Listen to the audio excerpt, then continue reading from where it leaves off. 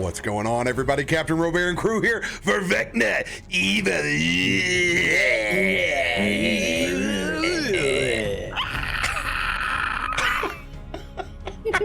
Chapter 8. Oh gosh, no, that was episode like 8. a new rendition. Chapter 2. We're spiraling out of control. You got here just in time. Barely here. I'm still switching over my audio now. So go ahead.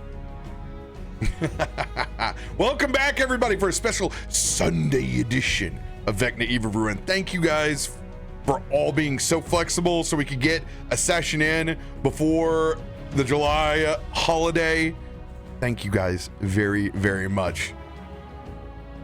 Let's get some announcements before we can get to that sticky RP. Who's got something for me? Go ahead, Baddie. I run a Baddie. I'm the loud guy who keeps almost dying in our D&D game. And I just launched my own D&D show over on my Twitch channel, twitch.tv/Baddie. It's called Disadvantage. It is a homebrew 5th edition actual play with a bunch of us friends sitting around a table. Actual IRL D&D, and I'm loving it. It is so much fun, so check it out every other Wednesday. Session 3 is this week, so in a couple days. Let's go. That's it. That's all I got. It's easy. It's quick.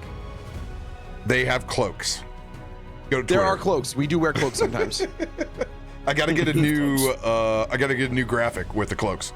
I'm making one of it right now, so Yes, send it to me. I'll kick it over to you. Yeah. CB. Oh yeah, a bunch of things, but more importantly, tomorrow over on D20 Deathmatch, Sam and I have our current finale of Pieces of the King, which is a campaign directly inspired by the D20 Deathmatch itself. She plays a lovely individual who paints as a weapon, and I play the literal embodiment of the 10 plagues. So you guess what that means. So check that out over on D20 Deathmatch. And then, not this week because of timing, but next week on the 11th, actually probably right before this game, if we play next week, I don't know if we do, we have the penultimate episode of The Fourth Age, which is a Lord of the Rings TTRPG campaign, GM'd by the wonderful Edward Spence. Again, Sam and I are both over there, and we have our full cast, hopefully, fingers crossed, nothing happens, and the shenanigans are shenaniganing, so definitely be there for that. Aside from that, that's all I really can think of right now. Actually, nope, by then it won't happen. I'm going through a rebrand, but that's not important at this very second. It happened in a couple of weeks. So that's me. Sounds like I'm gonna have to make some new graphics soon. Let's go. Sorry. Easy. Plug and play. What you got for us, Ted? Well, I play in a game on Wednesday, or I run a game, I should say, on Wednesday nights of Fandelver and Below with our good buddy RoBear in the party, although we're off this week because of the holiday. But more importantly, I guess, I have been doing just about a daily live stream every day for the past 2 weeks, covering all of this new 5th edition stuff with all these player handbook reveals. So there's a live stream going on over my YouTube just about every single day. Usually they're very positive, except for the most recent one, which I'm not going to get into. The thumbnail explains it all. So Algorithm is gonna love negative Ted. Oh man, don't get used to it. Negative. Negative. Yeah. That's it for me. What you got, Floss? No major announcements for me. I also am planning a rebrand soon. Things are in motion, so stay tuned to that. But periodically, hopefully more frequently soon, we'll get back to multiple days a week streaming over at twitch.tv/TheDFlawless. I'm also going to rebrand to CaptainRoBear. I've decided to switch to another animal that also represents me. Tusk, go wild. No, Just wait Sam. till I rebrand. Watch out. Hey, at least when you rebrand, I won't get absolutely unhinged searches when when I look Baddie's up not your going username. anywhere. Don't worry. I know. Don't Google Baddie. Nobody Google Baddie. It's not me usually. Well, sometimes, but most of the time. I don't know. There's Some people really enjoy it. Some don't. Their parents usually don't. Red-headed baddie. Google it right now. Your work definitely does not. Don't Google me while you're at work. Or do shit. Go for it. Sam, what you got for us? I sent you a message, but you need to move me down. My head's getting cut off. I know I'm very tall, but I just Also, did. Dang. I know. Sorry, I grew overnight. It's been a thing. Yeah. And I know that CB already mentioned it, the fourth age, but yes, we had to move our penultimate episode to a Thursday, which is July 11th, and that'll be over on twitch.tv/WoundedWarriorProject at 12 p.m. PT or 3 p.m. Eastern. And then that following Tuesday, we will have our finale of the fourth age, which is our Free Leagues publishing The One Ring. It is based 50 years after the War of the Ring in Tolkien's universe. Also, reason why another thing had to be moved from next week was because all next week, the signature event that I co-lead and have been for the last 7 months is finally happening, called Capture the Flag. It is fundraising all week long for Wounded Warrior Project. Tomorrow we've got a creator-filled day. Tuesday we've got D20 deathmatch.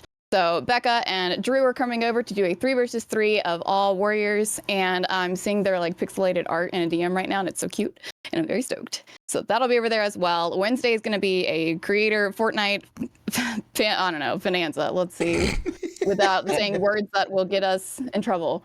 They don't like the word tournament. And then Thursday is also just Creator Field Day, and then Friday will be IRL Paintball. So donations every single day will have different incentives and rewards. It'll be a fun time. We have a big old goal, and also if you are into fundraising, you can do it yourself as well. It's on our Tiltify, tiltify.com. What is it, /WP/ capture the flag. Just Google it, you'll find it. Anyway, We love that is veterans. all for me. We do love veterans. Yo, We do, but that's it. are you having people run around with shoulder mounts to capture paintball IRL? Yeah, it's me. So fun fact about Sam, when I got married, I was working as a paintball ref. So What? Yeah. That was my first job. yeah, that was my college job. No way. But yeah, so when I recommended this, I was like, don't worry. I'll make sure everybody knows how to bunker. Don't do that. Don't bunker. It's actually very dangerous. Yeah, that's really seriously don't. That's Yeah, not. don't do It's that. not cool. Don't bunker. Unless It's it's an accident, that does happen, but let's be real. It's okay. So- Everybody's range rental Titman Custom 98 shoots Yes. basically like Randy Johnson's slider. So if you see somebody, I need you to go about 90 one way or the other. Yeah, for real. The Those worst rental bunker I 98s got- are brutal. You know what? Oh no. Your own 98 no. that's cleaned, fantastic. I'm gonna come back with so many welts. I'll show y'all. Oh man, what a See rabbit what I hole. have. I haven't thought about paintball in forever. Love that. Now my I gear's hadn't just either getting until dust I in the was putting closet. this together. Mm. Right? But that's all for me. Paintball at one point in time was in the Bible Belt was like, this is the new gateway to new youth patrons. Dude, I would go to That's where I like live. The Bible Belt. I would go to everybody's free paintball. Damn well knowing I'm not signing up for your youth group. The worst paintball shot that I ever got was from my youth pastor in the back of my head. Because he bunkered me and he freaked out. I didn't see him, but he saw me and was like, ah, shoot, that's a child. All right. Let's pick this sucker up where we left off last. With the party's best attempts to save Kalthorr from the grips of hell, expending every role possible at this table, it took Kalthorr's inner strength to erupt his spark. With the party continuing to battle inside the Dolander's family tomb up above, you guys were able to get Mr. Kalthorr back. and finish the fight as vampires came pouring in. The use of Egrik's spiritual Vorpal sword, decapitating Lady Dolander herself. You guys were able to pick up the pieces, break the curse which bound the endless contracts to both family members of the Dolanders and our sweet new friend Numi. You guys were able to get to that crevice of dusk, leave Evernight, and finally reemerge in Neverwinter. Now, we have not discussed this, but you guys have the option to choose. And this is a wild choice. This is a group decision. Do you want to resume hours, days, weeks, or years? The choice is yours as a party. Ooh, years? Wait, what? No, This not years. is module as written. You guys have the choice. And I did not read it today because I do not read ahead of time. I open up and look my 3 hours before the session. This is the first thing listed. It is your choice. Wow. Like when we come out of the Shadowfell, how much time? Yes, it is your choice as a party. How much time? Because effectively they're saying, how did it go? Now, think of it this way. Had you not been saved, and specifically Isaiah and Theodore were like, whoa, we don't know about running with these guys. It may have taken time for a resolution and kind of a banding back together again in some sorts. So it's kind of allowing you that freedom. So it is you guys' choice. Do we just roll a dice and that's the Absolutely. leave it to the dice? I love a dice roll. How about we eliminate the one thing that you all don't want? As anybody that doesn't want something, we will peel that off and then you can roll. How about that? I don't want minutes. Nobody T-shirt. wants minutes, and I I don't agree. think you want years No either. one wants years. So it's either No weeks or one months. wants years. Like years. Yeah. All Okay, right, so if one it was protest, days or that's it. Years feels off. Yeah. Years feels off. I love the chaos of it, but years feels off. Okay. you guys realize that we went into this thing and now recognize that like there's a Vecna cult rising, and if we jump years into the future, It'll be the worst. we probably lose this. Yeah. I think that's too chaotic. What if This somebody is else like solves the choose your problem while we're gone? difficulty right now. It's like, I heard there was another group of adventurers. medium or hard mode. But is year an option? New game plus. Okay. We'll also consider. Go ahead, RoBear. Let's do a 50-50 between days and weeks. That's what it sounds like. Yeah. Okay. All right. That's fair. I like that. And then Could it be like 4 weeks? then Like it's we'll a roll. month? Then we're gonna roll a 1d4. All right. Ooh. So first, we're gonna do heads is going to be weeks, tails will be days. Okay. Heads, it is weeks. Here's the Okay. 1d4. Where's Cal for? 2 weeks. 2 weeks. Not bad. This is That's not this is a good happy medium for us to lead into where your new heads will lay. I'm going to make rollies for who's going to start this. I will preface that between hearing the feedback from everyone, when it comes to designing this keep, everyone is basically, we're going to be inside of a courtyard, a walled courtyard. Everybody is going to have their own building that spirals out from the center. Okay. So you're going to have your own definitive place, and it can be as creatively designed as you want.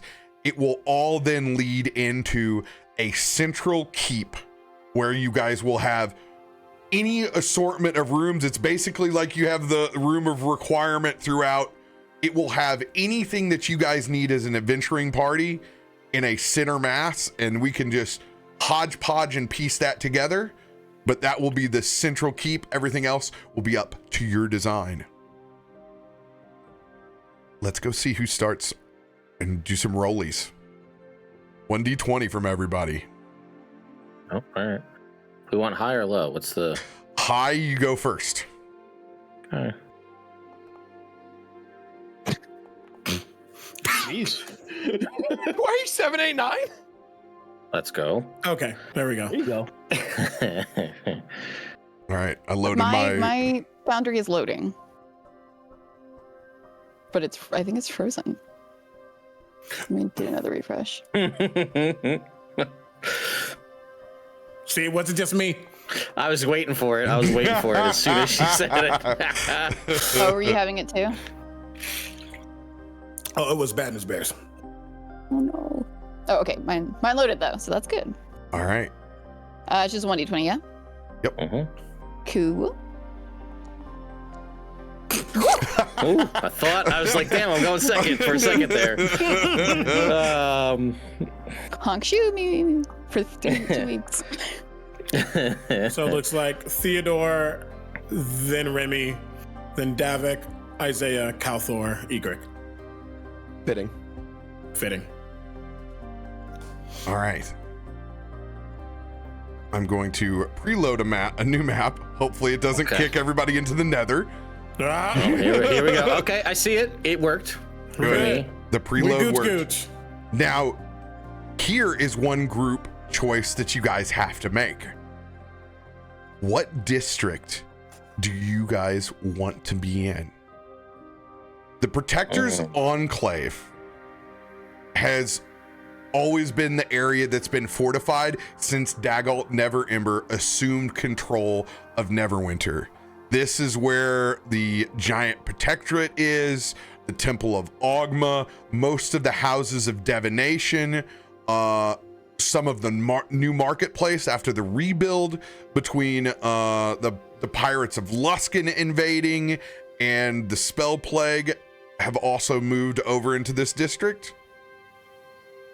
Particularly up above in which is now Blue Lake instead of Black Lake, is where the old money guard used to be, but a lot of these houses have been left abandoned between the trials, so there are up and comers that are here now. It is not just old crusty fuddy-duddies anymore. Then there's the very interesting Tower District that has all of the odd quirks of strange things. It's where the Shard of the Night used to exist. A giant, I don't believe it's there anymore in modern lore, but there used to be a giant obsidian crystal that used to hover in over here. There's a crazy old fallen clock tower. This is your eccentric. And then there is literally where the spell scar is at. This is just pandemonium over on this side. You can find everything here from neighborhoods that are trying to fortify themselves and up and coming, to people that have squatted, to just wild and bizarre things happening all the time because of the spell scar. What district? Or you can be right dockside where it's just, commerce in and out. We can do some wild things with stilts. Where would you guys like to be? Which one is closest to nature?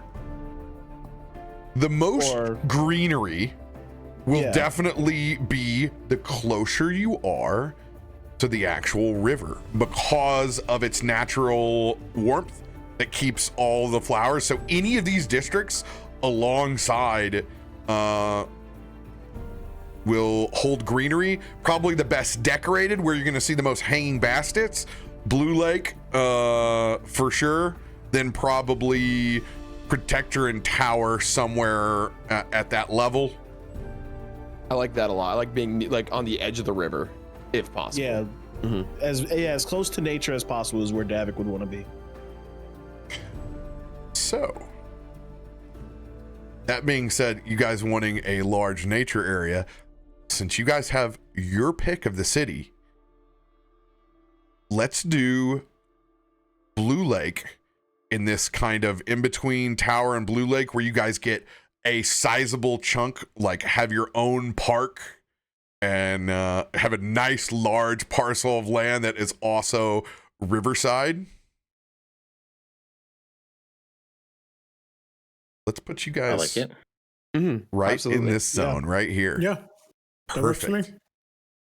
Just for reference, for those of you that remember the Neverwinter MMO, that's all in Protector's Enclave. That's where that takes place. Theodore, Yes. please describe what your domicile looks like inside of the compound. All right. Well, first of all, I do have to say, as the wizard and the intelligence one, actually, RoBear, it's 10 days, not 2 weeks. 10 days, yes! 10 days! How can I glasses adjust for Right? me? How did I put forget them after on. we memed on it so hard So hard, I 2 know. weeks I ago? know. Oh my God, yes. Anyway, so yes, my building here within this courtyard, we are keeping, you'll notice a theme. I'm sure you can all guess what that theme is, but we're going to call this area the Amber Sanctum, right? That's going to be this building. So it is basically, if we were going to distill it down to its most base form, we're talking like an arcane kind of laboratory situation. But as you kind of big, solid, thick wooden doors with a big carved stone archway with all sorts of runes carved in it with amber inlay as you kind of come inside to this room, and it is a big sort of circular room, really high, almost like cathedral style, rounded off ceilings. The kind of central feature in the middle, one big stone table carved out of one giant piece out of granite with different kind of mosaic tiles all scattered throughout. There are hanging and floating amber-colored orbs that are the lights that illuminate this whole place. Along the walls are different tapestries showing different kind of stratigraphic columns, geological formations and things, shelves lined with all sorts of minerals and crystals and all sorts of weird different rocks, serpentinite, ammolite, rhodochrosite, all sorts of weird different rocks of different colors all throughout. There are trees in here, kind of magically enchanted trees that sort of decorate around the outside. One, because, you know, bring a little nature inside, but they are perpetually kept in a state of autumn. So they are oranges, yellows, browns, reds to kind of keep that vibe going all throughout. And probably one of the big things in the back, we're just going to put a full-size Stegosaurus skeleton right up in here, fully assembled, natural history style. And then again, other things throughout you'd expect to see in kind of a wizard's lab, right? Bookshelves full of spell books and history things, a big kind of oak desk with all sorts of different arcane implements for working on different potions and spells, and maybe an unfinished spell circle to whenever we're dealing with teleportation circle in the future. This will be a means for transportation in here. And then again, other kinds of alchemical things for, we obviously know there's serums being created, so different kinds of beakers and tubular sort of glass baubles to, and you know, the D&D equivalent of a Bunsen burner, you know, to make all of these different kinds of things. And yeah, and I guess it's just kind of a general, very chill, kind of earthy place that just kind of allows, you know, we'll have things like the Nothic Eye on display, different kinds of trophies and things from creatures that have fallen that may or may not be magical in nature or possibly could be enchanted in the future. And then, yeah, just, again, components and baubles and trinkets and all sorts of things strewn all about. We're going to get back after we do descriptions of everybody's keep we're gonna get back to what exactly you're either doing today or you've spent some time getting towards. I'm never allowed in there, right? Just to be clear, that sounds. I can never be allowed in there. No, it's like a bull in a china shop situation. Yeah. It's like the door is smaller than me. It'd be awkward to even try to get in. I'm just no. I think probably this, like, it started and it's very much like, oh, Kalthorr just kind of stumbles in like I'm getting very like Hulk, Thor, Ragnarok vibes in the ship, just destroying the ship by accident. And so now there's like a little magical, Kalthorr goes in and he just is right back out to the front, like magically teleported right outside 100%. The door. I walk just through comes in. and I just come walking out. Yep, right out the front door. Exactly. Mm-hmm. Oh yeah, we're iconed, baby. We're on the map. Oh yeah, let's go. Man, now you guys are gonna have to start thinking about party names and keep names. God. Don't worry, you get to do that on your own time inside the Discord. If you take a small stroll down from Theodore's Arcanum, Remy is going to have a very classic Southern Gothic Victorian house, about 3 stories, and it has to be because I grew up with a old Victorian fraternity house that I spent all the time in. Each level has a common room and wings there through it. It has the giant wraparound front porch where everyone can gather. There's arcane fans up above, keeping the temperature cool, of course, with a perfect view to look out and over Riverside. In particular, the outside of this being very dark and rich colors, but we have to have the fire blooms and hanging baskets all across on Riverside as a head nod to both Theodore and our new best friend on the other side, Numi. Inside, it is the large burgundy staircase that leads up. There's a mixture of those strong mahogany woods. Everything is built in and some straight up Bob Vila style carpentry. Everything is built in. The large roaring fireplace is there. Rocking chairs are abundant. We have a dining room next to the real dining room. One of those classics. And each room specifically is either named after an event or someone that's happened inside of their life. There is a room for both ritual, sleep, and requirements that Remy might have reaching across to the other side. And since this is Remy's, this house is incredibly pleasantly haunted. As there any spiritual guests that he may have encountered previously that he has a positive relationship with, and including Numi. Numi is accessible at any point in time for the party to talk to at Remy's. Most importantly, there are plenty of social spots to lay in leisure. The hookah room is majestic, as plush as it can be, more velvet than even the velvet grundle. Of course, perfectly arcane vented, lots of magical bits and bobs, what would be considered a little bit higher technology between magic mouth, telecoms between the rooms. Plenty of mirrors and weird spots. If you could find it at Spencer's Gifts, there's probably a spot inside this room. Who's up next? Davik. I think it was Davik. Yeah. So Davik's space, I imagine, is towards the very back of the keep. And as you enter Davik's space, you see two modest shrubs, but then it opens out and it's not really a home, but it's more of just like a very open, just an open space. And it's surrounded by, the first thing you notice when you walk through is just greenery. There's just these trees, these very lush green trees.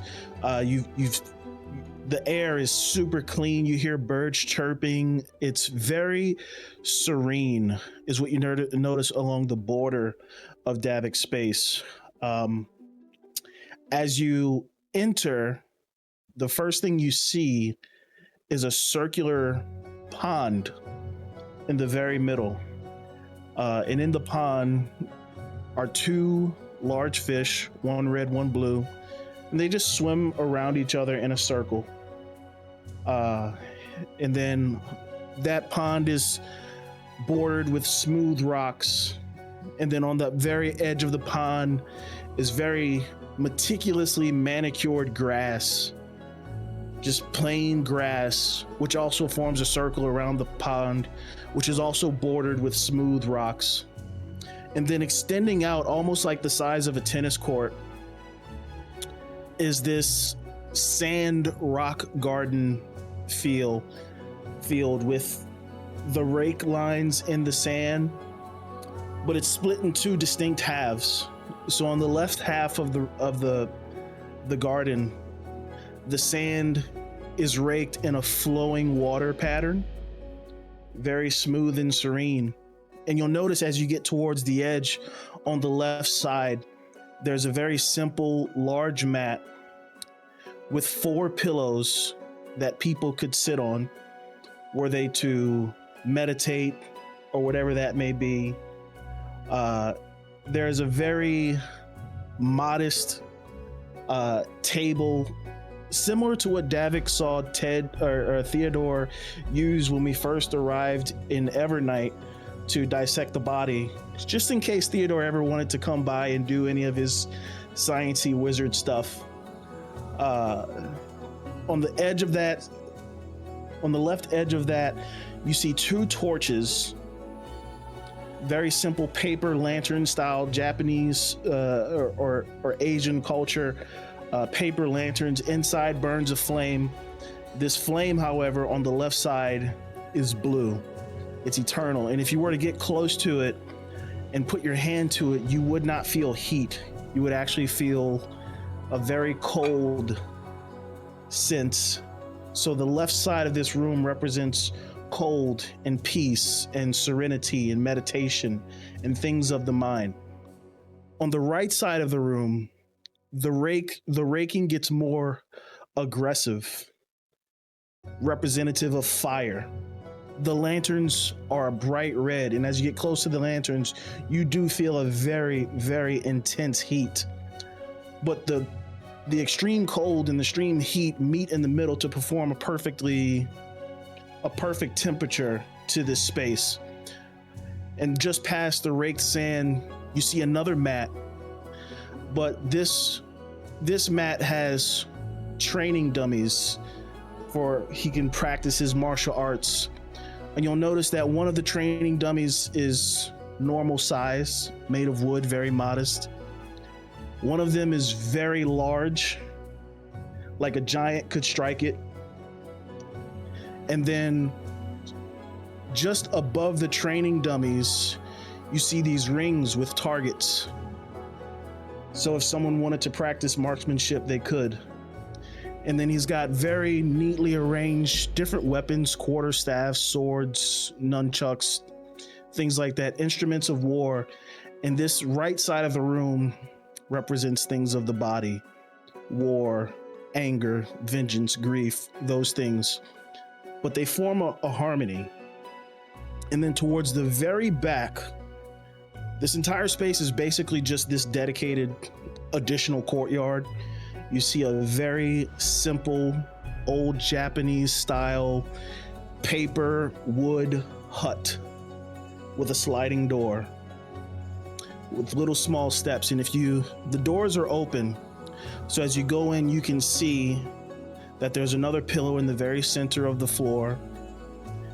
And then towards the back of this room inside the hut, you see a very beautiful shrine. And there's a simple table. And on the table, there's a piece of amber with a leaf in it. And if you were to look at that leaf, you would notice that the leaf inside is charred and burned. And then there's candles on each side of it, incense. And then above this, there's a very beautiful staff it's meticulously designed wood, very green, very naturey, little tiny gold specks in it. And that hangs above the shrine. And there's a little plaque, which we won't reveal what the plaque says. But there's a little plaque, and this is very obviously a shrine to someone important to Davik. Off to the left side, there's another room, a very modest sleeping room where him and Snow sleep. There's a trunk in the back, a very simple bedroll. And then on the right side, there's another room where this is his personal private meditation room. And there's another mat in there. And of this whole space, his living quarters is actually the smallest thing about his whole space. Everything else is dedicated to balance and in service of the party. From Davik's modest to wild and eccentric support compound, Isaiah. So, as to note, Isaiah's space is directly next to Theodore's space. But what's interesting at first is that the main building throws you off. It appears to be some kind of abandoned, decrepit cabin. When you step inside, there are about 2 to 3 rooms. To the right, you see a kitchen with rotted appliances in appearance. To the left, you see a bedroom with the wood decaying. There's mildew upon the sheets and on the pillows. The curtains that hang, clearly displaying sunlight into the space, are all rotted, almost burnt and just ruined. The main living space, this area that would be a place of rest or respite, again, just as broken. There's a fireplace that hums a very soft green flame, just as rotted as the other spaces. Upon the walls in this area, there are 5 portraits. To the right, it depicts what seems to be twins. At least you can tell by the way their facial features align with each other, both very pale in skin. The feminine form has a gruffer, roughed up face. You see cuts depicting that this might be some kind of warrior. The masculine form is very stoic, though their eyes are ashen, almost staring back blankly. To the right, one of the faces would be familiar to the camera that's watching, that of a shorter cropped-haired ancient's paladin. Another picture next to them, a dark-skinned woman with these almost spiral circular lines cascading around their head. And behind them, it seems to be the depiction of stars. There's a final portrait above this green-flamed fireplace, though it can't be made out because the canvas itself is ripped and destroyed. There's someone there, but we don't know who. However, when that painting is moved just enough, there's a button. And when that button is pressed, the green flame goes out of this fireplace and the wall itself opens up, revealing a stairway heading down. And as it goes down, and it goes quite some way, it reveals and opens up to the space where Isaiah actually resides. There is not an ounce of sunlight that touches this underground residence. The main area that it opens up into seems very Victorian, I would say. There are red velvet couches and a big sofa. There is a fireplace down here as well, but it is quite quaint, very comforting. The soft orange, reddish flame that flickers from it. The stonework down here is dark blacks and grays, but very quaint, very, very pristine in comparison to what's above. There is a bar definitely next to one of the walls, various wines and spirits upon it. It's a self-serve space. There is no one to do your drink for you. Underneath where those wines and spirits are, there seem to be other glasses filled with some kind of dark viscous liquid. You don't want to know what's inside. But the flavors are rare, very rare. Some treats for when Isaiah wishes to partake and give in every so often. Off of this room, there are two rooms extending, one to the right and one to the left. To the left is a very simple space. There are a bunch of small, soft red, almost like dancing lights that are permanently fixed in this area. There's a bed, simple. There's a nightstand. Upon the nightstand, there are 3 pictures, very small portraits. One seemingly depicts the 5 faces that were above, with one more, a darker skinned individual. This hints to be his former party. There's another picture that shows a child, still darker in skin, with 2 older black individuals standing behind them. One would guess these are Isaiah's parents. And then there's one with this dark-skinned individual, as old as he is now. His arm is around a man in orange robes. To the right, there is an empty room. But the only thing inside is what seems to be a vertical medical bed. Next to this bed is a table or some kind of metal apparatus with various instruments upon it. Upon this table as well seems to be a mouthpiece. Something to keep him from screaming.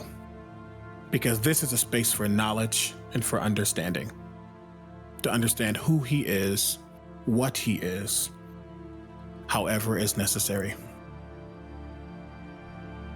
Outside of this space, though, if you were to go back upstairs and go to the backyard, if you will, there is a simple open area with a bunch of training dummies, for lack of a better word.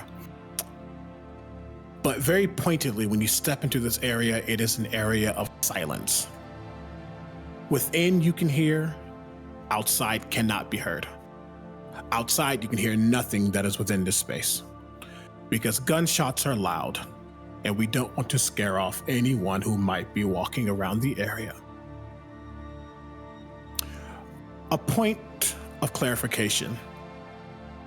In this medical room, there is another door, and that door leads to an underground space, and it goes around and it eventually pops up to a hatch, and that hatch would be an area that Theodore could enter from his house.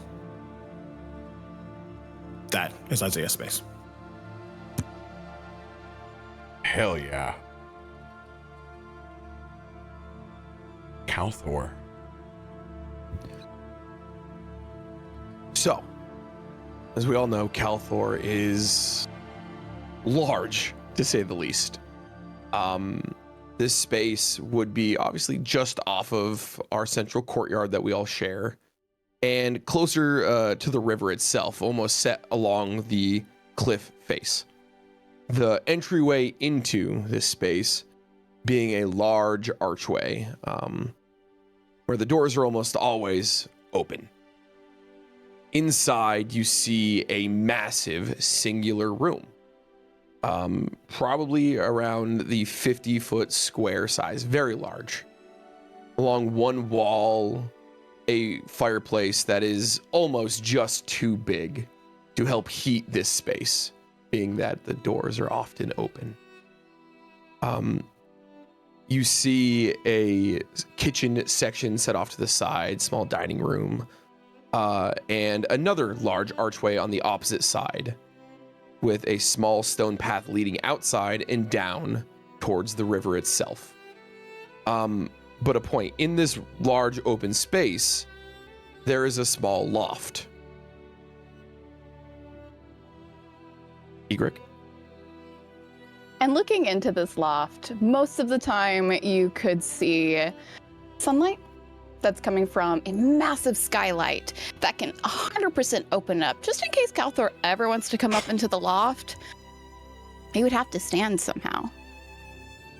So she's got this beautiful skylight that just looks up and beyond, and I would say maybe even see like the surrounding little areas that were just all described by our friends. And there's a collective of everything that she has taken from any journey that her and Kalthorr have been on together.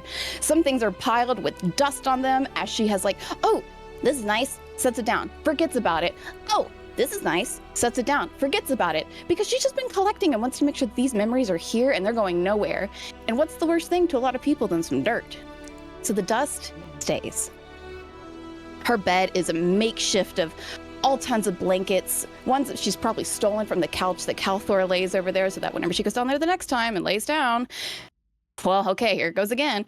It's an I guess he would like maybe even grab ones that she does have up there when she doesn't know it, and clean it and put it on the couch again. And it's a never-ending cycle, but it's such a gesture of love. And this couch in itself is really deep and cushiony. And with this loft, there's a ladder up to it. But she always jumps down onto this couch. It's her favorite way. And of course, the loft itself being around eye level for Kalthorr, so at least the time here and there, we can conversate on that same level. But outside, down those stone steps along the river, there is a waterfall that pours down from the side of the keep where a water wheel is constantly running through the river. Because we all have these wonderful water features around our keeps, and I know Theodore will need water or some sort of flow up in his tower, and I feel like this water will be a good way to feed all of that, and after it's got to pour back out somehow back into the river. Down these steps behind this waterfall is a small inlet, almost cave-like in nature, just tall enough for Kalthorr to fit a little hunched over, which is large to most any other person.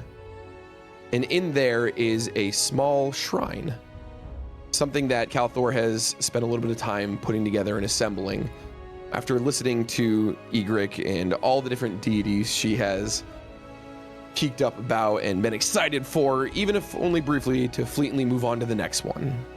Kalthorr remembers, and that is where he has been storing, and the walls in this cave are completely adorned in chalk drawings. Almost from the ground level, you see much better drawings, but once you start getting up to the ceiling and above, you can see where Kalthorr himself has added to it. And that is kind of the little shrine or religious space for Egrik.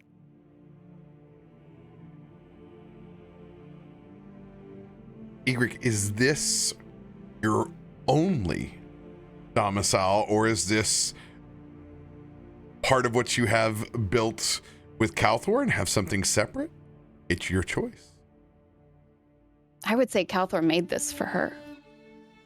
She's never had one before. She's never really felt it necessary. Maybe with her shop around that she's done, it's just nothing has felt good enough yet. It's never felt right. But she and Kalthorr are so in tune that he's 100% like taken her in there to make these little art creations together. Because it's that strong bond. And as she's mentioned before, she doesn't quite yet know who she would prefer to serve. She hates that word. But she hasn't thought about it yet except for herself. She leans where she needs to. And after this last encounter and the dread that came over her, that feeling of loss, almost in a sense, she almost worships Kalthorr. And so him surprising her with this, it has an exuberance of energy that she really doesn't feel outside of his presence. But now it's also encapsulated in this place that he put his heart into for her.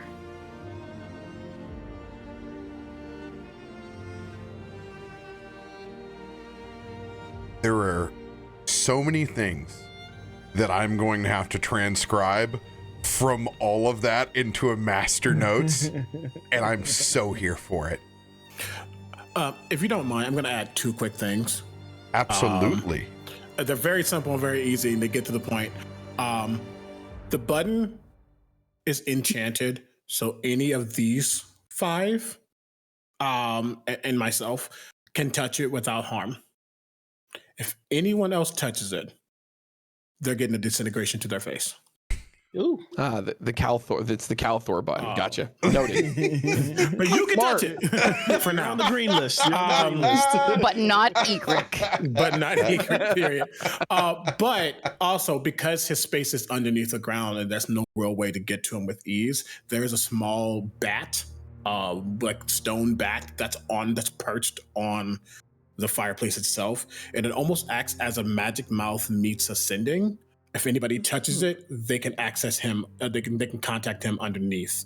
If they're not down there, because he probably always has something on this person, like a necklace or a bracelet, whatever, so they can access him while he's down there. So he's not completely cut off. That's all.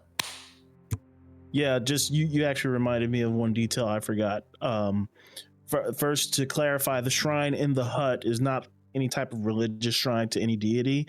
It's very much like a memorial shrine. But also in that side room for Davik, on one of the little small tables are 2 sending stones. That's it. Now, one point of order before we go any further.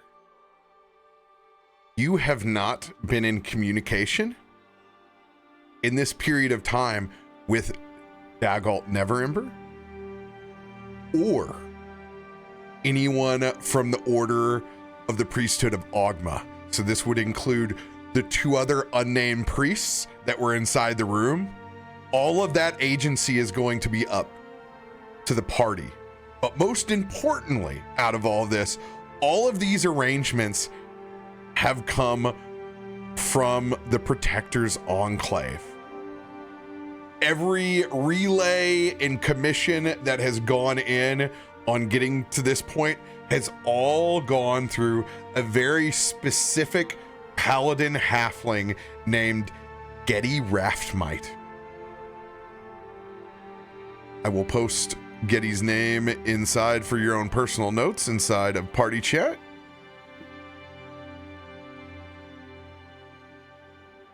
Getty is your point of contact for everything that has transpired between your official notes, your property deeds. Getty has that classic high and tight that comes up to hair that kind of falls over to one side. It's about 6 or 7 inches long all the way down the back. Very full brunette beard, and specifically very, very light blue eyes. You guys have had a, what I would say, cordial interaction. Anything else past this point is obviously your own agency from here, but the transference of property has gone smoothly. But right now, if you guys want to reference anything about how you got to the properties, or basically he is now your point of contact to the Protector's Enclave. And I will let that play out as you access, but I wanted to go ahead and give you the NPC that if you want to go down that road, that is your access point.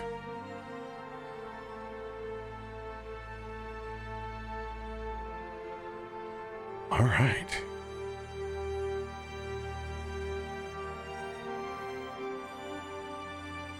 Out of the party, who's ready to either relay some RP and what they have been up to or what they're currently doing? You guys can mix and match, involve each other, involve the whole group. Feel free to activate as much of the party as possible. I'm going to be trying to make sure that we get that spotlight on as much of you as possible equally and fluidly through this. But if there's anybody that has something that's like, I'm ready to go, now's your time. Well, I'm ready to go. I got something for you. Perfect. Pretty simple stuff. This is more kind of like, call it like passive things with probably just some rolls, but we're back in a city. There are books, there are scrolls, there are magic-y things. I've got a much better landscape of what kind of spells I'm going to need after having been through the combats that we went through. Maybe a little bit less on the solving some of the problems, maybe throwing a little bit more damage when our damage dealers disappear to other planes of existence. So I would like to search out magic in however you want me to do that. Like Perfect. To just add spells, not like looking to make new stuff or anything super crazy, but just expand the repertoire of what's contained in my spellbook. Question for you, with your amount of time spent inside of Neverwinter, do you want to have a pre-existing relationship with this magic store, or do you want to stroll somewhere new? Well, I mean, if we've been here for a little while, which it sounds like, obviously we have, I imagine that there's probably a pretty well-established relationship with some sort of shopgoer. However, if I know that this is somebody that's pretty stagnant on getting new stuff in relatively frequently, I would search out something new for the purposes of just like, if this guy's got, his inventory cycles every 5-10 days, well, maybe somebody new will have something I didn't have before, you know what I mean? Yeah. So your strolls through the Arcanus district are going to lead you to a store that you haven't been to yet. A very large and engraved sign up above that seems to be rolling with a sort of constant druid craft. Simply says Hoggleweeds. Okay. As you enter in, the very first thing that you notice is the doorway is big enough even for Kalthorr to get through. Okay. By the way, are you solo or is anybody else in the party with you? I mean, I recognize we have a lot of martial people here, and this is very much brainy wizard guy stuff. I will go by myself. If people want to come with me while I go read books, that's fine. I'm going to put Remy inside the scene with you, but Remy doesn't care about what you're doing. He's very much picking up merchandise and setting it down guy. He's definitely looking for oddities. I was going to say that's not a necessarily going with Theo to this, but I think they both left and then they split to do shopping because First of all, Isaiah wants to go do. Everyone wants to know where you guys go to lunch before you break. This is very important stuff. Where would you guys go to chew the fat over the last couple of weeks? This is like inquiring is this minds. Theo and Isaiah or the party? Just Theo and Isaiah, old school Chewing the fat. It's called the empty husk. Where you go for vampires. Yeah, I mean, I think it has to be like that. That I don't want to call it necessarily a bar. It's almost like a speakeasy type of vibe, but it's just like away from people enough where they can like, you know, get a cocktail, get a vibe, and just like decompress. Most likely, it's probably a place that they met years ago. I mean, if anybody's seen Sandman, it's giving Hob and Sandman, where they kept meeting at the same space over and over. It's like that type of space is where I think it is. I agree. I just want to add the caveat that they have like really banging sandwiches at this place. I want to keep the emptied husk is fine. I feel fine. Yeah, I'm down with that. Yeah. Yeah, the emptied husk. Hell yeah. Oh man, I've been to this bar. The sandwiches are banging. So are the drinks. Yeah, it's one of those where it's like they still have an old school 2-for-1, but like people haven't ruined it. Like 100%. This is a regular dominated. Honestly, probably in the spell plague area. Yeah, right. All right. You know what's one thing that doesn't get ruined when all magic disappears from the world? Sandwiches. Oh, the empty husk has arrived. Y'all's person. Oh.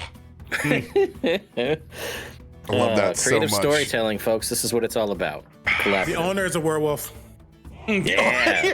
Yeah.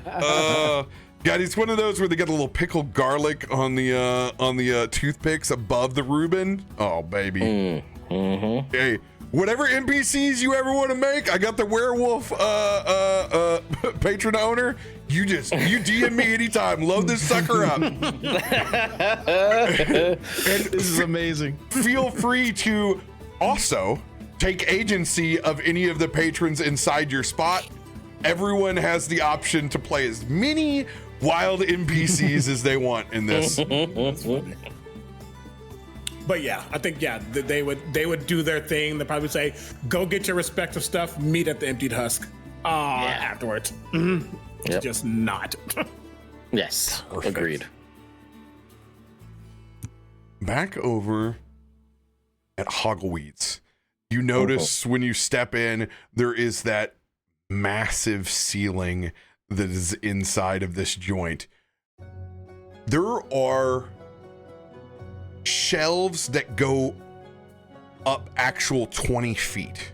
And then above the shelves that are filled with both tomes, scrolls, and interesting items, there's another whole second level where folks of normal size can actually get up and go through the catwalks. There's some of these things are in hanging baskets, some things are in hanging cages. It is an elaborate arcanum that goes up about 4 stories, as this seems to be a bit of an old repurposed tower at some point in time taken over. Most importantly, the actual proprietor of Hoggleweeds is a massive Loxodon, bathed in white and green robes, massive front tusks that almost get up to the point where they could curl back over and go forward again. This elephant folk is neither ancient nor young. They seem to be experienced enough to have possibly opened this shop up for the first time, taking advantage of some of these empty buildings. You guys aren't the only ones that are restoring a bit of Neverwinter's previous glory. With a tome inside of their hands that looks almost embarrassingly too small as they turn around you can see the spectacles that they have kind of roll down like extreme readers that focus down onto this much smaller text. And you can see there is a same floating mage hand. The difference being it is not ethereal in its build. It is actually pulling from the side ivy and vines that's inside of Hoggleweeds as it's bending and pulling the pictures back and over. This is very cool. Is there something I can help you with? And I'm just kind of in awe. This definitely was the good call to go to the new place, as a mental thought that I have. And I'll be like, I certainly hope so. There are so many. I am just looking for any kinds of new magic or spells, and it seems I may have found myself gone to the right place. That you have. Please put that down. I'm sorry. As I put down a giant chunk of amber that I was about to wave over to Theodore. Thank you. Anything in particular of a school of magic you're looking for? Well, I find myself at a need for evocation magics as of late, but I do have a penchant. Yeah, I know, don't I know it? But I do have a penchant more for natural and earthen-based magics over your more traditional, flashy other elements. So if you have something in that persuasion, I'd be much more interested in that. You have indeed a keen eye for these things. I want you to represent one thing that you really want Theodore to find. Okay. And then I'm going to pull the random table of magic shops inside of Metropolis, and I'm going to hit that button. It's going to generate 1 to X amount of things that may be here. Okay, all right. So yeah, as far as things that, I mean, how specific do you want me to get with this? I want you to have one thing that you really want and are looking for, and then Gotcha. we're gonna we'll tack on, because just for everybody else to know, we're running a wealthy party. They do not deal with actual money. They have more money than they know what to do with. As level 11 heroic adventurers, they can purchase whatever they want. It's all about them finding and experiencing the world. So we're not keeping track of gold. They can do what they want. Most things are going to have to be found. You can count it all you want over there, baby. So yeah, I want you to have one thing that you really, really want, and then we'll do a random. Okay. Yeah, so I mean, realistically, at this point, from what I've seen thus far, I'm looking for good old Fireball is really all I'm after at this point, because that's something I don't have, and maybe an Earth Penchant version of Fireball, but something like that. Of course you're looking for Fireball. I've tried other things, and it's just, sometimes you can't beat the classics, you know? He goes over to the very front. It's the first, and it's literally the very first thing. This magic shop could have a burn barrel of grab it and go. That's it. All the young mages looking for Fireball. By the way, please. He extends his hand. My name is Voldorf.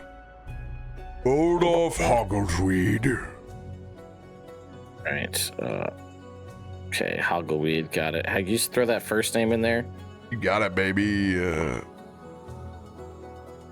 Voldorf. And I say, well, Voldorf, my name is Theodore. It's an absolute pleasure to meet you, and I will shake his big Loxodon hand.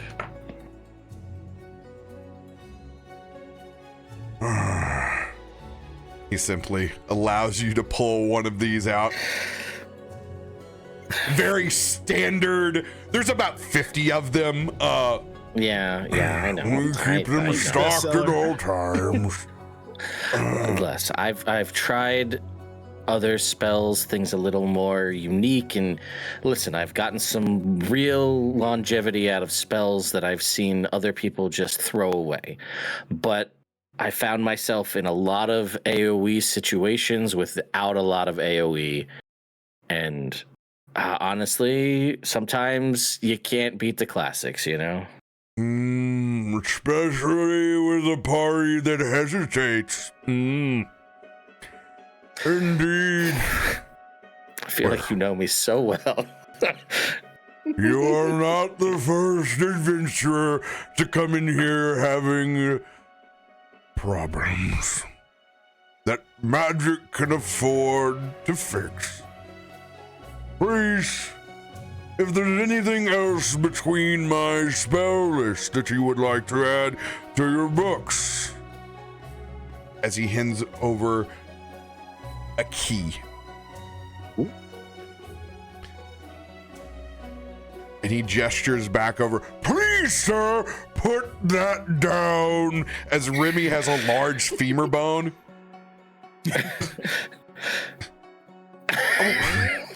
I was going to ask what it was. I didn't Please, sir.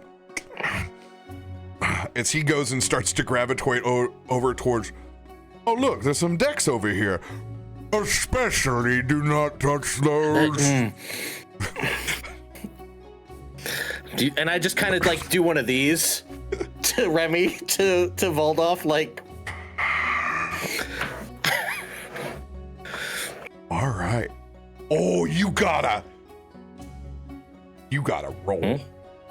You gotta roll, my dude. I don't know what's going on, but I like the sound of it. Oh, wow. It has generated 19 choices for you. Jesus. Okay. 18 spell scrolls and a tome. Oh, all right. Let's go. All right. I'm going to post this full list right over here in the party so you can contextualize what is inside and give you just a little bit of time to browse, and we'll cut scene from here. Okay. Good with that. Over to who's ready to tell where they're at.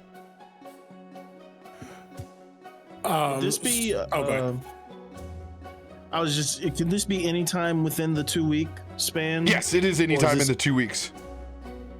Okay. You can go, CB, if you had your. I was gonna say because since they had left together for this moment. Perfect. We'll do so, CB. Yeah. I know that Isaiah. It's not that he does not trust more public appearing stores. He just knows the work that he does, being a monster hunter, being someone who is more of the night, literally and figuratively. I think he knows of, like, for lack of a better word, a black market space, or someone that is more nefarious in a way in their actions. He's looking for either an old contact that he has or someone new. Play with that.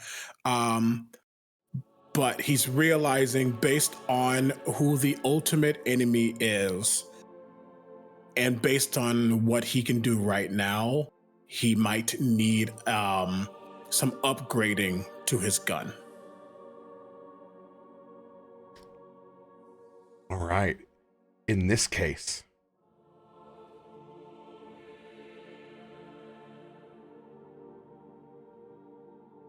there's going to be a blue-skinned female tiefling named Tana. Kana or Tana? Sorry. Tana, Tana. particularly Tana does specific clientele work. Known to be an arcane trickster rogue herself, deals with discreet business and magical and material infusions. She is a pop-up smith and artificer that works largely inside of the Spellscar district and never works at the same place twice. Like ghost kitchens, she operates in the back rooms of other established buildings. In particular, each time you find out the way to either bypass or get to where Tana is working, I'm going to allow you to describe what kind of business that you walk through, or building or location that basically gets to this secret entrance to where she's doing her work. I want to also yes and I think that they have a working agreement. He brings her random oddities from his adventures, things that don't necessarily look like they have purpose now, but they can be repurposed and reformed, because everything has an arcane essence, even if it's not arcane. Everything has a DNA, essentially, and she can rework that DNA into something new. And this time, he walks into a space and there's a bunch of kiddos, because it's a daycare.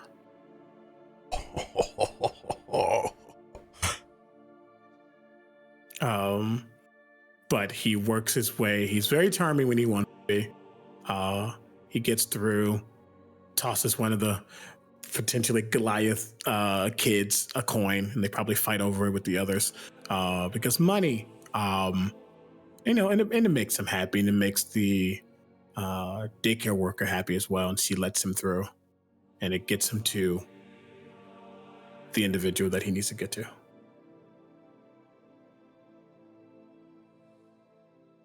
In this particular case, it's actually going through the physical daycare where there are the sounds and noises of all this, and like the kids, whatever they're doing for a second, they just kind of, it's like jaw drops as you have this sweeping but very quick and powerful presence. It's almost like, did they just see that? They don't even know. But just as quickly in their attention spans go from looking up at this, they're back to whatever they're doing as you pass through the building and back out to this kind of basically auxiliary building, like what would be considered a potting shed almost, but large enough in size to get things done. And you can hear that actual hammer to anvil. And I'm gonna make the call that they have the same kind of hammer that they have in Castlevania that forges the monsters. Like it is a powerful, like has to be wielded with great responsibility and can work with oddities and things that would be less pleasant than others might want to find out about. We love a Devil Forge Master. 100%, yes.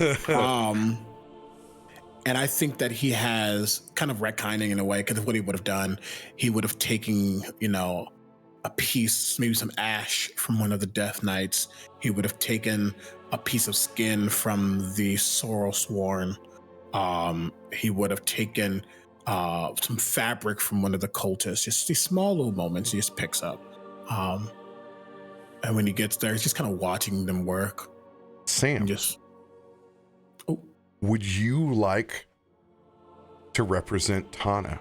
It is your choice. whether you want to or not.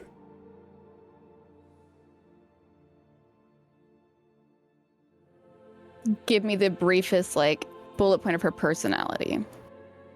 Oh, I don't have that yet. That's up to you. Ooh. Ooh. I take nothing away. You've got it just as much as I have. What's her title? Or like a job, or what is she doing in this moment? Tana is a infernal artificer and smith. Blue skin tiefling. You can describe whatever the rest is.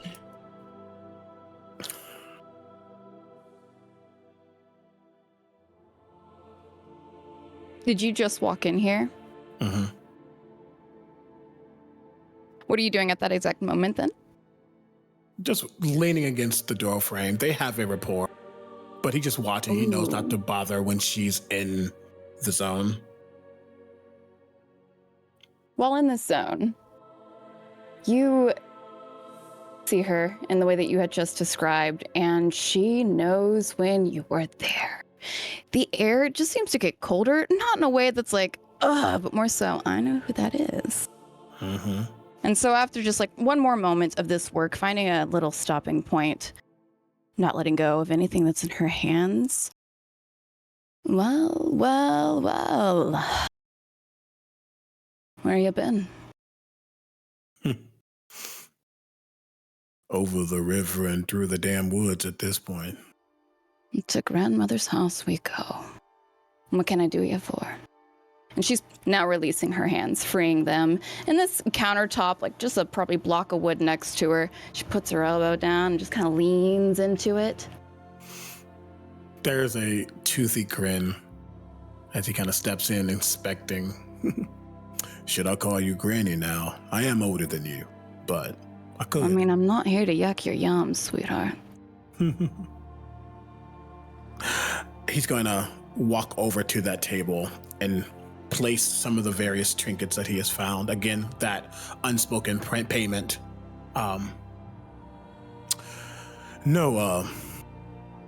Things been a bit rough, I could say. Her fingers are just dancing along these placement of items. I can see that.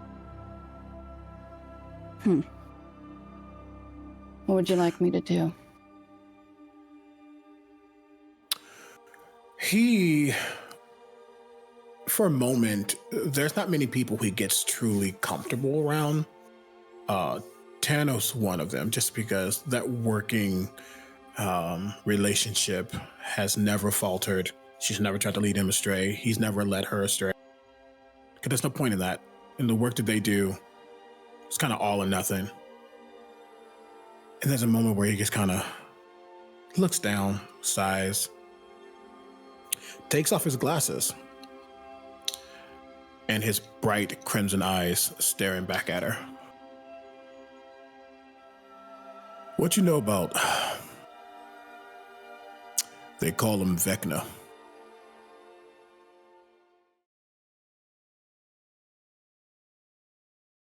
Would she? Is Vecna amongst this point? Oh yeah. And hushed words from everyone? If it involves pantheons of darker nature, Tana's on the up and up. Then yeah.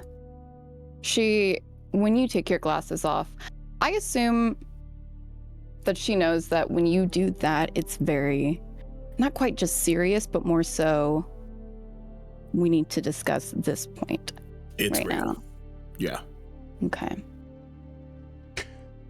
And she looks up at you during that. Sam, before you continue, you don't need to know it right now. Okay. You can manifest it at any point in time, but you also hold a Vecna secret.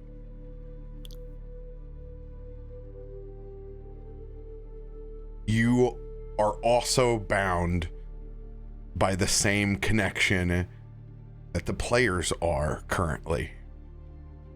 How this manifested, totally up to you whenever you want to come up with it.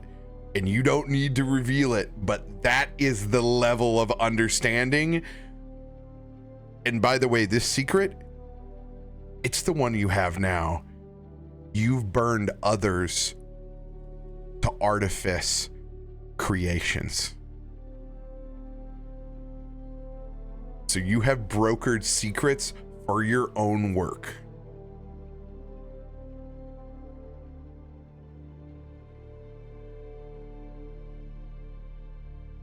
Okay.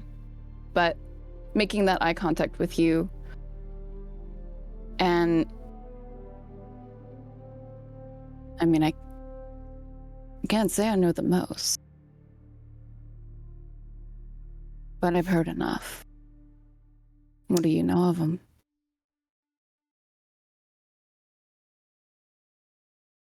In the same boat. But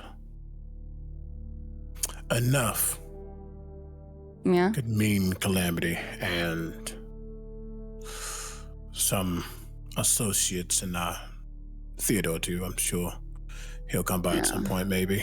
We'll see. I'll just break it down. He's wielding some stuff that's even hard for my own bullets to penetrate. And if I'm gonna kill that sucker, or whatever I can do against him and his ilk, and he unclips where his sidearm, his Starshot pistol sits, and he pulls it out and he inspects it and he places it on the table. I need something, any type of upgrade, any type of addition that can get through necrosis, that can get through what is death incarnate. Okay. Lifting this up, she's like whipping around in her hands. Go ahead. I'll say above board, what CB is asking for is right now he can deal a lot of necrotic damage if he wants, but going against death, that's a problem. So he needs a way to cut through necrotic, essentially either immunity or resistance. He needs a way to cut through and actually do more. Even his own piercing damage gets halved a lot, and that's going to be a problem come we get closer to dealing with Vecna himself. Sam, I am messaging you right now the components that Tana has for this. Okay. Fun. And while thinking of these components that she might have that could go with this, and flipping it around in her hands, she's felt this weapon time and time again, and each time it just feels like there's more weight behind it. Not heavier, but in that sense of she can feel how much more you've done each time. And there are only two other hands, one including hers, that has ever touched this weapon. One is Theodore, and now her.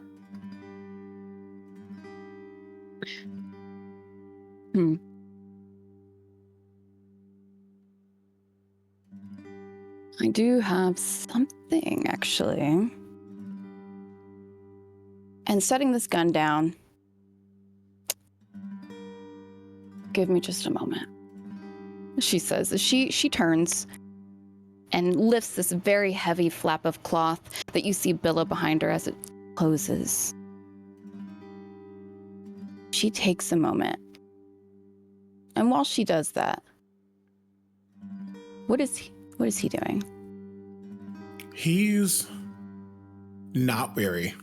He knows that she is a master at what she does. There's a level of, actually, you almost see him bite into his lip, and there's like a soft trickle. Just an antsiness. one that he doesn't display often, which shows that this is a greater threat and something that he is hopeful she can assist with.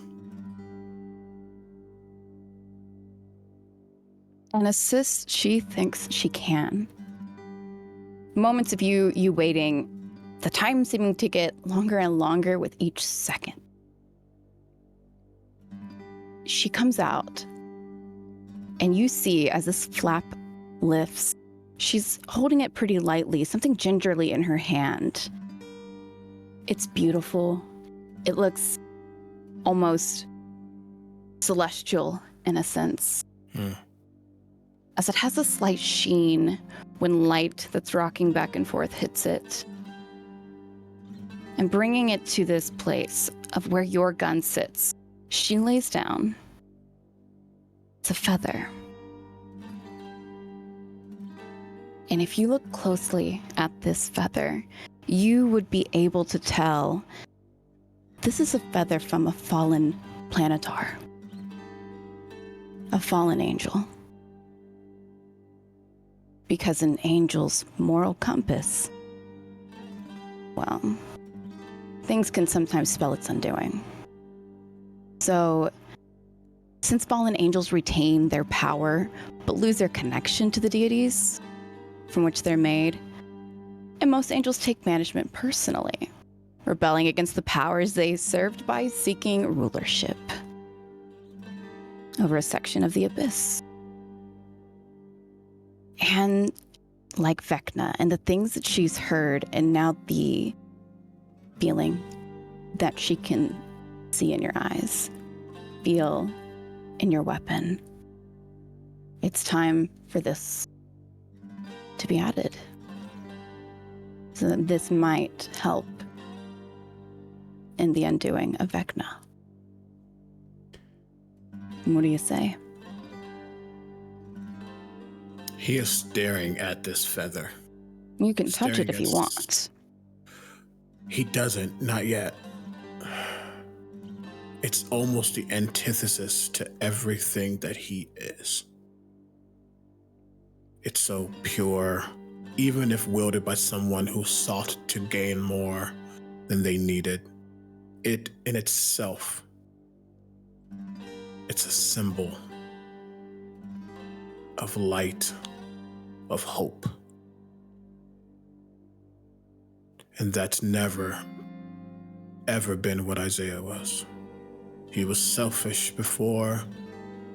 He didn't take things seriously. And that lack of tact and care got him into the place that would have been his grave, but a certain Lord thought otherwise. He has never felt something like this. In particular, this feather, from its base, you can already see the necrosis fading up. It's like looking at an eagle's feather in reverse. Instead of the tips being black, it's fading from the roots. And in the back of your mind, Tana, this was a fallen Aasimar or a fallen planetar that was down to its last 3 feathers before it pawned this one to you.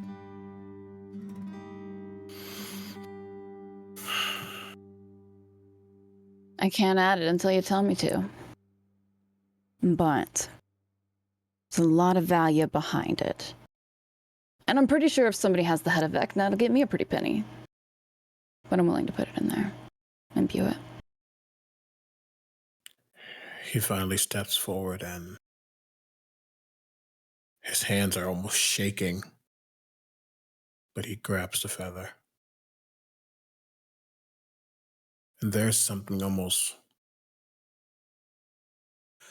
again, it is so wrong to what we know Isaiah to be. But as he looks at this feather, you almost swear it's his own eyes matching its glow. There is a purity within him. He just refuses to accept it. And he looks at her. Let's get to it. My favorite words, she says, taking I this thought your from your favorite hand. words was pay me, but I mean, only if it's not you. She says with a smile. Gets to work, she does. We'll break from that scene. You two can decide on what it looks like adding this Planetar's feather. Davik. So this would have happened almost right after going through the crevice of dusk. Once emotions kind of cooled down, and all sense of danger was past, Davik would have taken his newfound ability to fly, and he would try to check in on Reza up in the mountains. If she's in the mountains nearby, and just kind of just pop in and see if she's home, just like floating above her cabin. Explain Reza to the audience. So to the audience, Reza is the person who found Davik at a very low time. It was right around the time that Davik met Snow as a puppy. And she saved them both. And for the past 5 years, Davik has been living with her, training. She is a elvish woman, kind of a side shave with like long hair on the other side, bronze skin. If you would look at her, she's got many piercings on her ears, and to look at her, you would see very similar tattoos that you see on Davik. She lives as a recluse, and she's not welcoming of company, but that is the first place after this his first adventure Davik would think to go to before doing anything else. How far away is this mountain range? Are you pushing further into the north? Yeah, wherever there would be snow-capped mountains. All right, let's put this away from where the actual active volcano of Mount Hotnu is, and we'll push even further up into the north, some point within the actual 10 cities. A particular spot that has been through a lot between Ariel's spell that essentially locked this area down.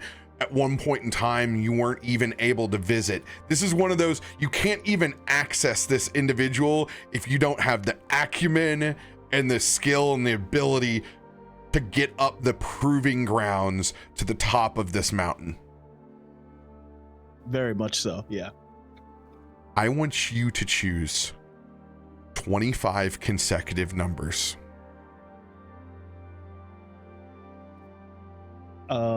Oh geez. Get ready for this. This is some lightning you're gonna be riding, brother.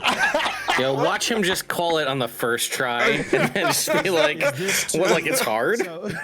So to clarify, is this to make it there safely, or just to find it, period, or to get there, period, or This is if Raza is there. Gotcha. This is too Got it. soon. Got it. So you said 25 consecutive? 25 consecutive. So I will go 24 to 49. Is that Is that right? 24 to 49. 24 plus 25. Yes. 24 to 49. All right. Type it in the roll log, baby. Let's see that D100.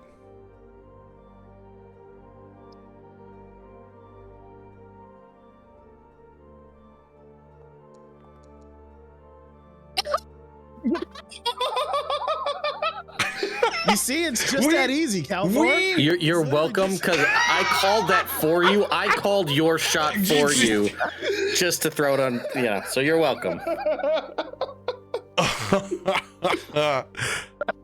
You wanted to fail this one, actually. You die. Of course. Those dice hated me. That's all it comes down to. The dice hate me.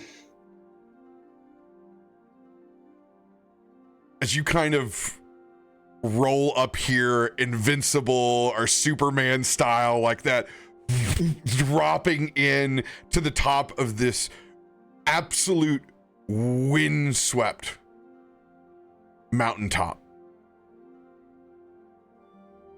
And I imagine, brand new wing. He wouldn't kind of know how to broach that subject with her. So he would just kind of hover above the cabin to see if there's like a light that she can, or that he can see.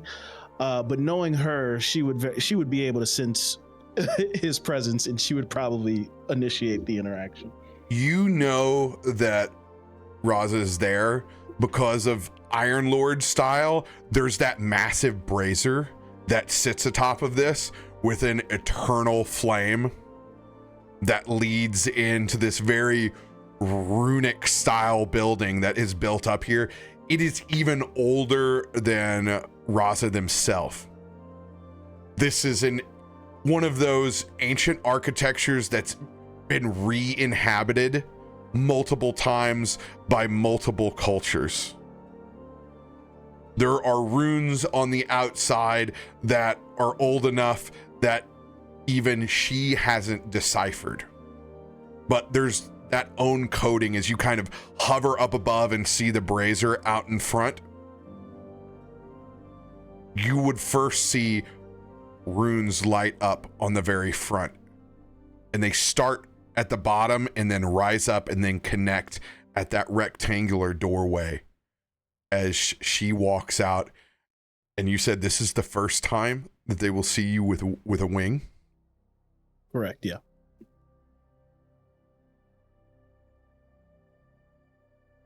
Surprises do come in all forms, don't they? A very unimpressed and stoic look on her face. Hey, Ray. Can we talk?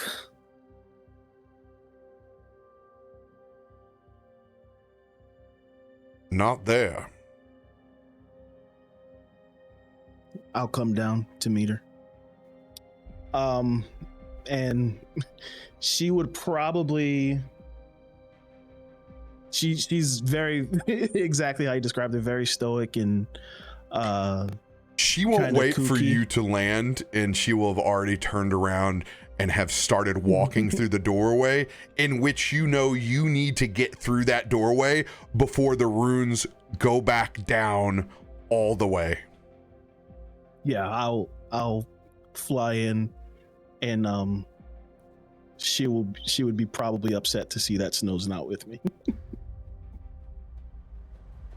As you walk in and through, by the time you pass through the runes, they have already changed back to their true form as she sits above the pedestal in her true Sphinx form.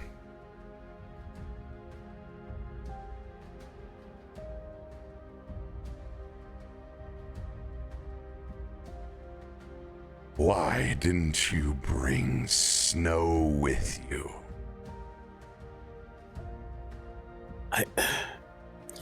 I didn't. We just got back, and things happened, as you can see, and I have more questions, and I know I didn't necessarily finish all the training you had for me, but You left before completing your training, neophyte. I am very aware. I'm sorry. It's something I had to do.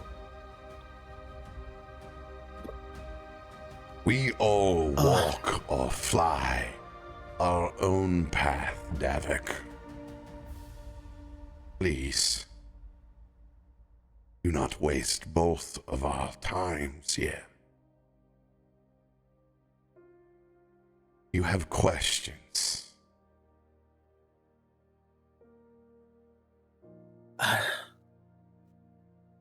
I've never known what I am.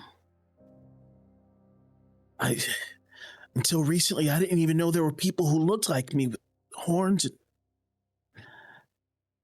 But I've gone on an adventure. You'd be proud. I used the abilities you showed me, and sure, I messed up a few times, and Snow took a few hits, but there's something big coming. You still do not understand that we are what we make of ourselves, Davik. You are searching for understanding, of which only you can answer for. You do not need permission to be who you are, nor do you need to find this missing tribe that you've conceived inside of your head. Your family is what you make of it, Davik. Thus manifests the powers that you wield inside. I have seen what you have built. I always see. You seek the permission of others. You desire their acceptance. But it is your own bonds that you will forge with them, Davik, that will matter the most.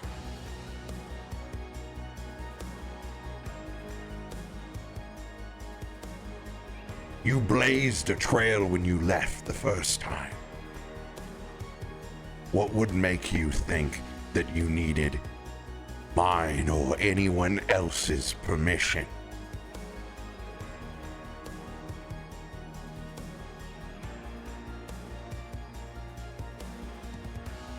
I know seeking strength.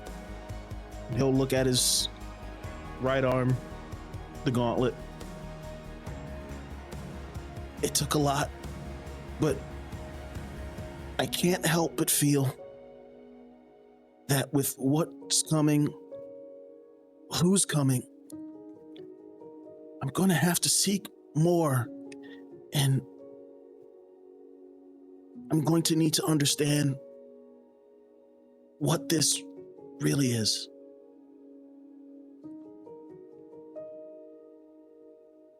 If you think more strength, now's the time to let me know versus understanding.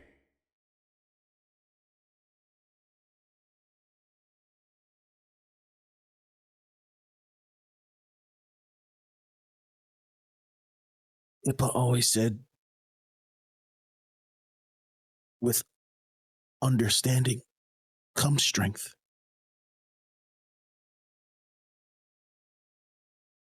I need to understand.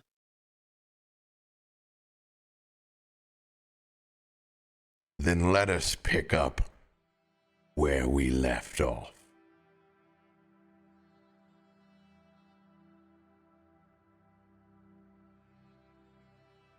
As that room will begin to unfold like the infinite staircase access that it has.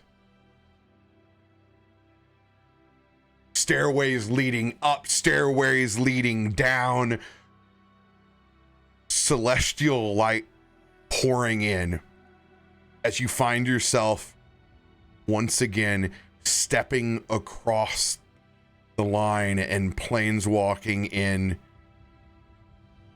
to this celestial training room.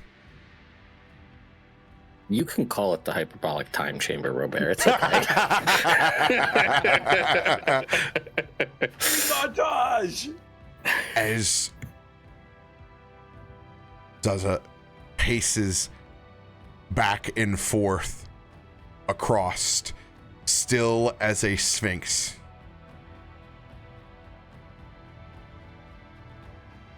Whenever you're ready, it's time to seek. And we will break from there as you have your trial. Trial? Yeah, indeed. Mm-hmm. Indeed. I can have to ask really quickly, how big is that sphinx? 40 feet tall. Are they large? Are they larger than that? I'm looking for a certain word. I'm looking for a certain word that starts with an H.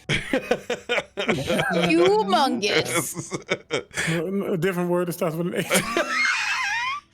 Huge Yugi! Huge Yugi!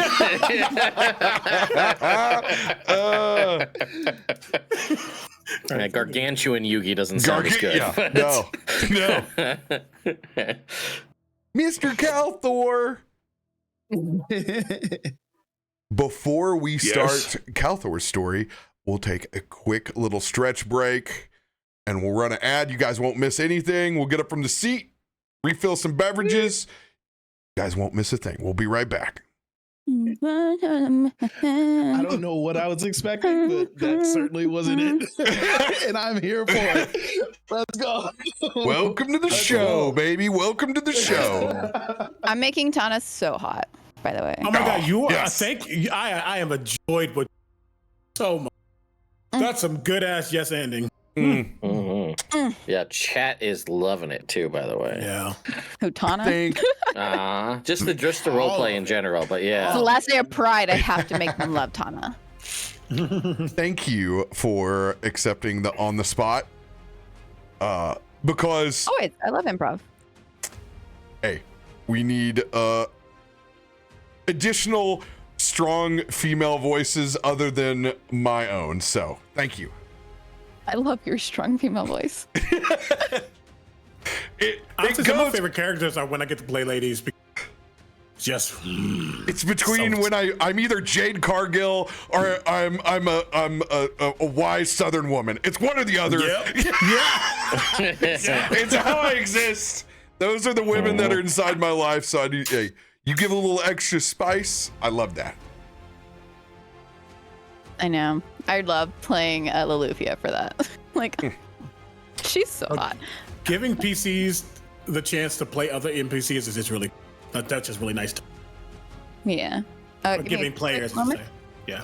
Hey, why to go to the same well over and over again when you guys got stories to tell?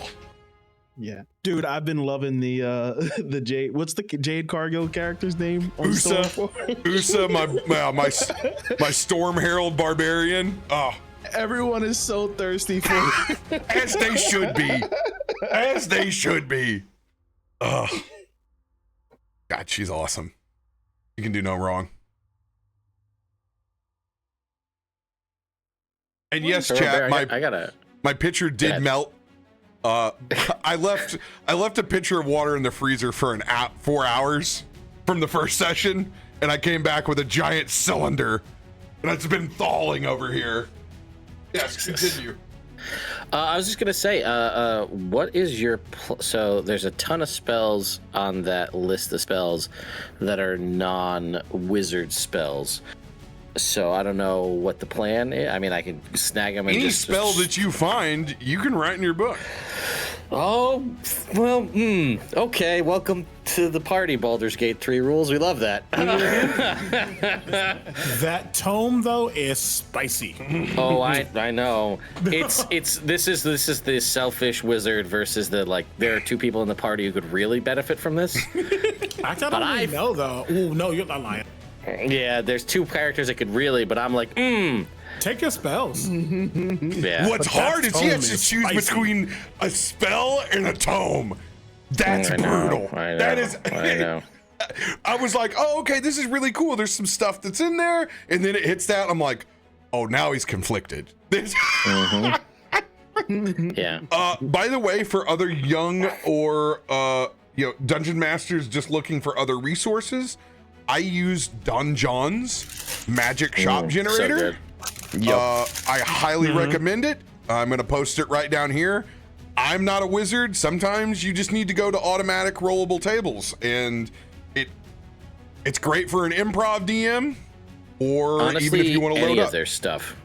Yeah, There's like fantastic tools. Yeah. Random weather generator, like you could put in like what your world's like week, month, year schedule is, and it'll populate like how many moons does your world have? This is the moon phases for your world. Like It's insane. That's dope. so Great good. tool. I will stretch my legs and then we will start back up. Yeah. Now, this has got to have a party name generator, and I'm just curious. Also, if anybody wants to go to a bar in the game, feel free. Baddie and I have you covered. We created a small side business. Like, we need to copyright it and trademark it. Yes. It may be near the library. Yeah, like attached by a door. Yeah, like right next It door. tends to be locked on the bookstore side. Definitely locked. That reminds me of one of my favorite bars where I used to live. It is a bookstore bar. I love that. It's Oh yeah, called that's what I said. It's called Rough Draft. It's Rough draft. yeah, it is. It is very cool. I'm a big fan of that place. I wish I lived back where it was. Oh, what's it called? Oh, I can't tell you what the name of it is yet. It has to come up organically in public. I love how Theodore's just over the party. He's just Listen, all right. Like I said last time, sometimes somebody just has to be the normal person. Like everybody's Oh, got to I'm have a so tragic, normal. interest, crazy. Well, that's true, but goblins are not normal She in the just has grand a hint scheme. of not. Yeah. Yeah, but you know, everybody's got the. Sometimes you can just be like a college-educated person in a world full of tragic backstories, and I love that's when you just were like, I think Theodore was the only one that is smart in magic, and I'm just like, I'm yeah, well, yeah, but how many times have I honestly, watched she would have you? said no anyway. I'm like, that's fine. That's fair, but I also figure an opportunity to swing a Vorpal sword and hit something versus go study some books is there's. You know what? She would honestly Right. think like, oh, thank you for thinking so highly of me that I can. Welcome back. I hope your legs are stretched. Incredibly. welcome back to Vecna. Eva, really Vecna, stretching legs. stretching legs. It's important when you play 8 hours of D&D. Kalthorr. Yes. Let us know what you've been up to. Well, I would say upon our immediate arrival to the keep, the first thing would be showing Egrik the shrine down below and trying to unpack the near destruction of his entire body and the fact that he was awoken. Now free of scars, still himself, but different, changed.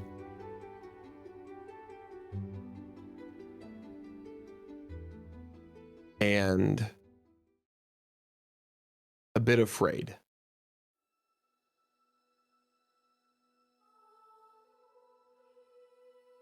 To you, Egrik,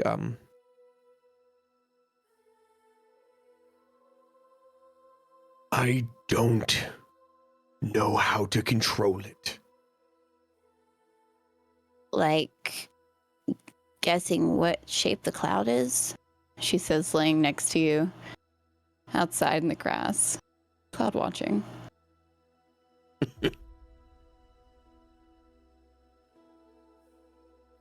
We should talk about it. I've been trying to tell you that that one really does maybe look like Helm. I can see it without the helmet now. I think when she looks over at you, do you look more solemn? Yeah, I would, without a doubt. Also, not looking towards you at all. Sitting up, staring kind of out towards, like, I would assume we're kind of up on the edge of that, the hillside there near the keep. Just kind of looking over the city.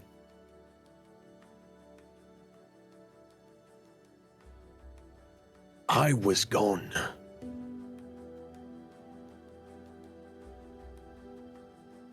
I was back on Zendikar. She sits up and turns to just look at you. Do you want to talk about it? I saw its destruction again. Moments before I arrived here. Mm. A thought I haven't had in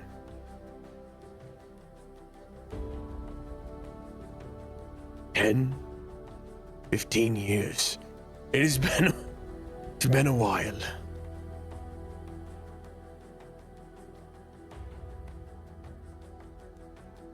I knew one. Like me, I think. From back home. Oh.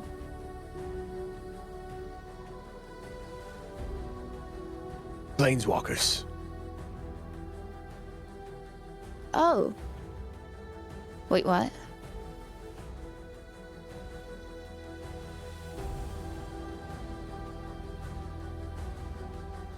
They can move between worlds. Oh. Yeah. Alone. What are you trying to tell me, Kalthorr?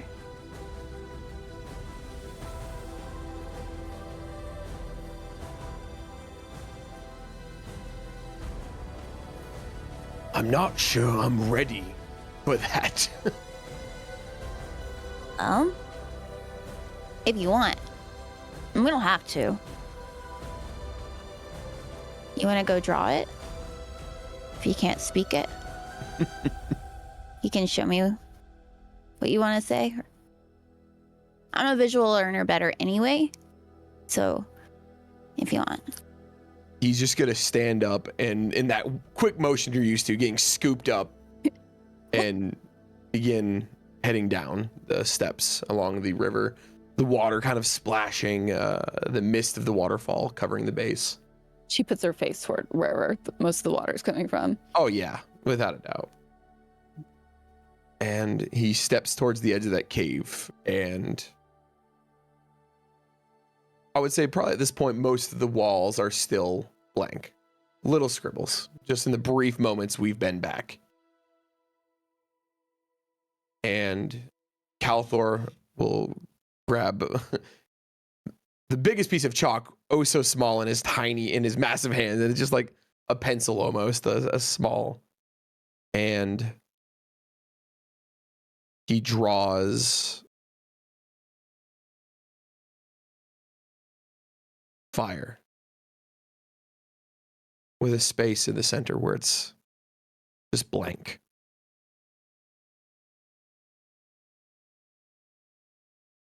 And then to the right of it,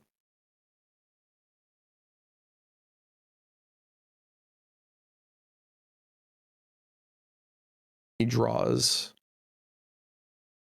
using a blue, what looks to be rudimentary lightning. He's no artist.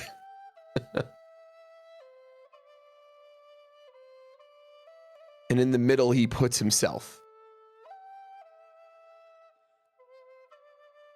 A very poorly drawn stick figure, but it's big, so you can tell it's him. Great. You're getting better. And then he points to the fire. This is where I am from. Mm-hmm. And then he points over to the lightning. And this is where we are now. Okay. From where we are. Okay. I don't know how to control or even use this, but I can move between these places. That is how I left hell. That is how I got out. And you saw that again? I did.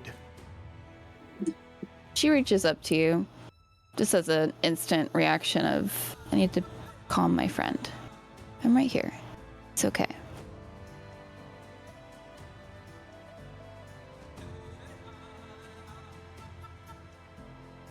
If I leave, I don't know if I will come back.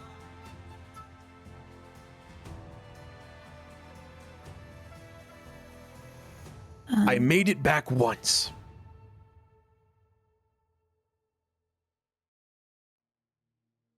And that scares me. I mean, even if you can't come back, I'll find you. I can send you a message to be like, hey, where'd you go? And you tell me. And it might take me a very long time to get to you. But I'd find you. He's gonna reach like- down and kind of like pat you on the back, but like a little too hard, not intentionally, but Yeah. just Things, pal. Oof. That training is me even working out.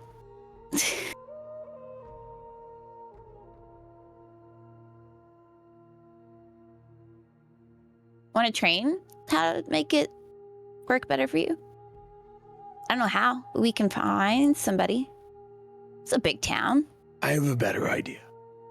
Your ideas are always better, so please save me from mine. That's not true at all. It is true.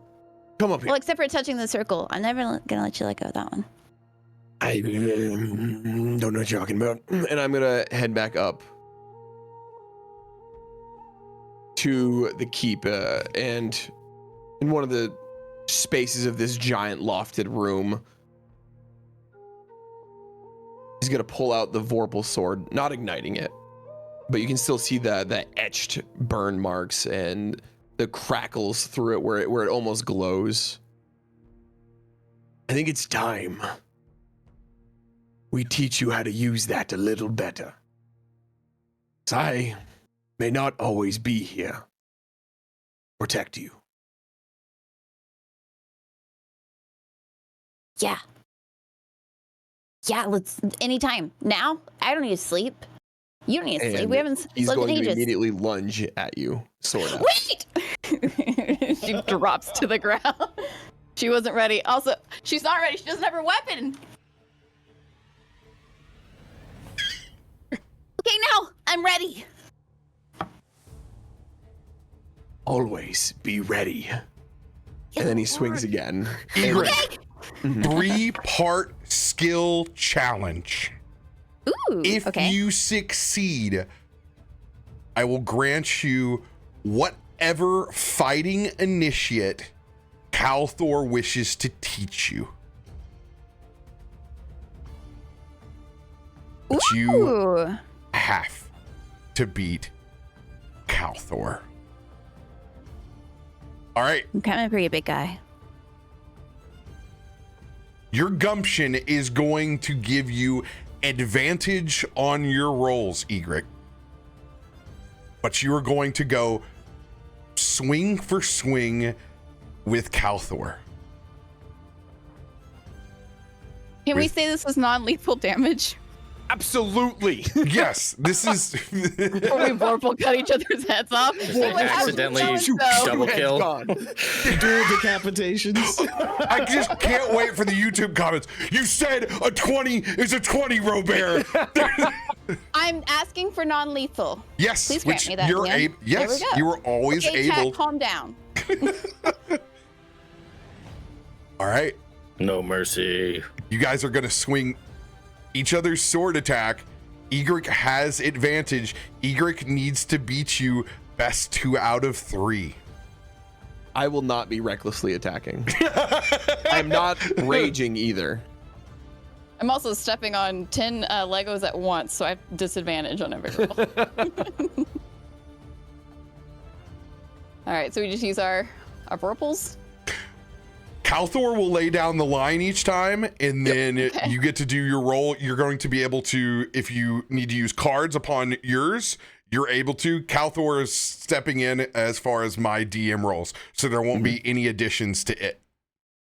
Cool. Okay.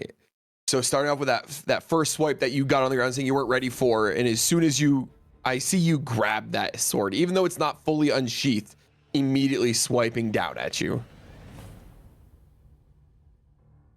Oh, 22 on the first. Yeesh.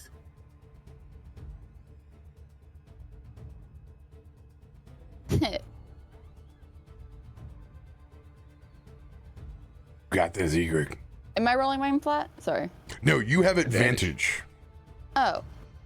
Maybe I might got it. It's a learning lesson. Oh! Yeah! Let's go! He dies. I think that counts for 2. No, I think that counts for 2. 20's more than 2. It's auto success. The same way that 1 is an auto fail. Oh, yeah. Let's go. Egrik. It's a wrap. There goes Kalthorr's head. Gone. Killed. I feel like he dodges that so quick, does a little like tuck and roll, and comes up with the sword at your neck. Oh, yeah. What more you got for me? I'm an A+ learner. I would say That was awesome. with that, it is like training gloves off and to just move past the back and forth sparring constantly over the next, if we're doing 2 weeks here, constant. Like you surprise attacker. Oh yes, as we'll be cooking or just resting, just relaxing for a moment, and next thing you know, there's a sword. I'm just gonna yell Egrik, and then I'm gonna swing, trying to keep you on your toes, keeping you ready, always defending. She sleeps with it next to it. Exactly. Immediately she can do that. You two have to decide what fighting initiate Oh yeah. that you want. It could be any of them on the list. Your choice. I will let Baddie choose. I will go with it. Roger. Perfect way to segue back over to Theodore inside of Hogweeds.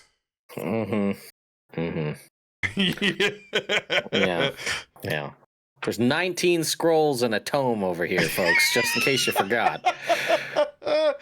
They haven't seen them. I didn't dare post that public list. No, that's fine. Unless the public could bully you into just giving me everything on that list, then I would say sure.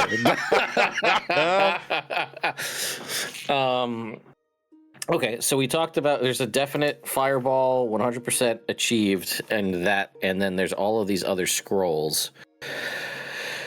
Now you did mention this like in this puzzle box for these. Is that asking just for relevancy on that while we No, I don't flavor? even. I'll be honest. That's just from the. I don't even know what that means. It's the tome. Neither do I. Yeah, the tome is there. I don't know if that's like somebody else's way of like putting skill checks on to open this thing, but no, that's not my desired. I see. All right. So out of these scrolls, am I just grabbing one additional, or what's go? How you have how to we doing choose this? one thing from that You list. son of a. Fine. I guess we'll choose one out of 19 spells. Actually, you know what? I will give you a chance. And matter of fact, since everybody else has got something cool to roll about, how about we give you? It ain't done yet, man. You still got to figure out what's going on with that feather. Oh yeah, there's so much more. Let's give you a good old-fashioned 10% odds. Okay. Would you rather roll a 1d10 or would you rather roll a 1d20? I thought so too, and I was like, God damn, all right, this is coming out strong with these these D100s. I'm gonna go with a D20. All right, fishing for a 19 or 20. If you achieve this, I'm gonna let you take 2 things from the list. All right, here we go, folks. 19 or 20. D20 roll, and we're rolling. No, not even close. All right. If you want to use a lucky card the community has provided, you may luck the roll. Half we got him. CB, we got luck. Burn All 'em. right, what the hell? Let's burn it. Let's do it. All right. Done. Here we go. D20, and we're rolling. No way! Oh,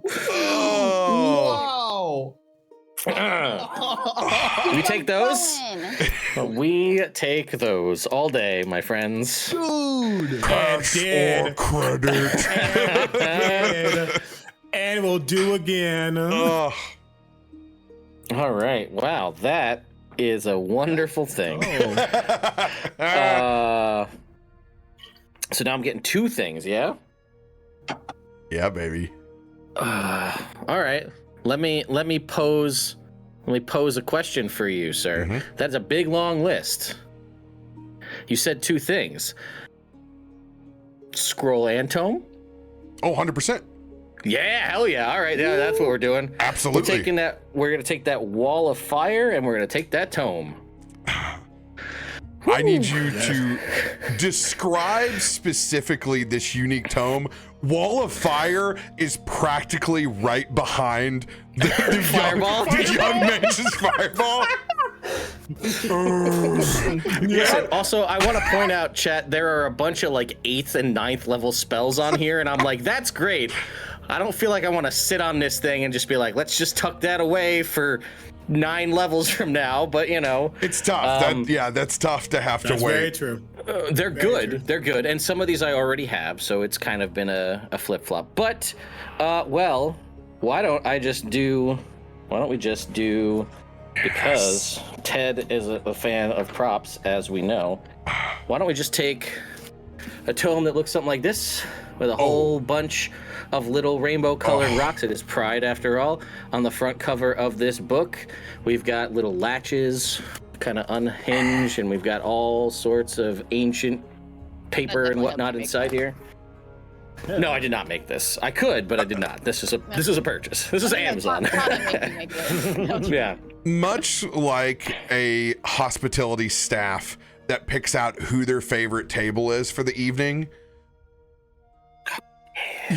Mr. Hogglesweed has pinned you as a very eccentric and well-to-do gentleman with your appearance in all orange, and you have discussed a little bit of your geomancy with him, which is definitely a path least traveled.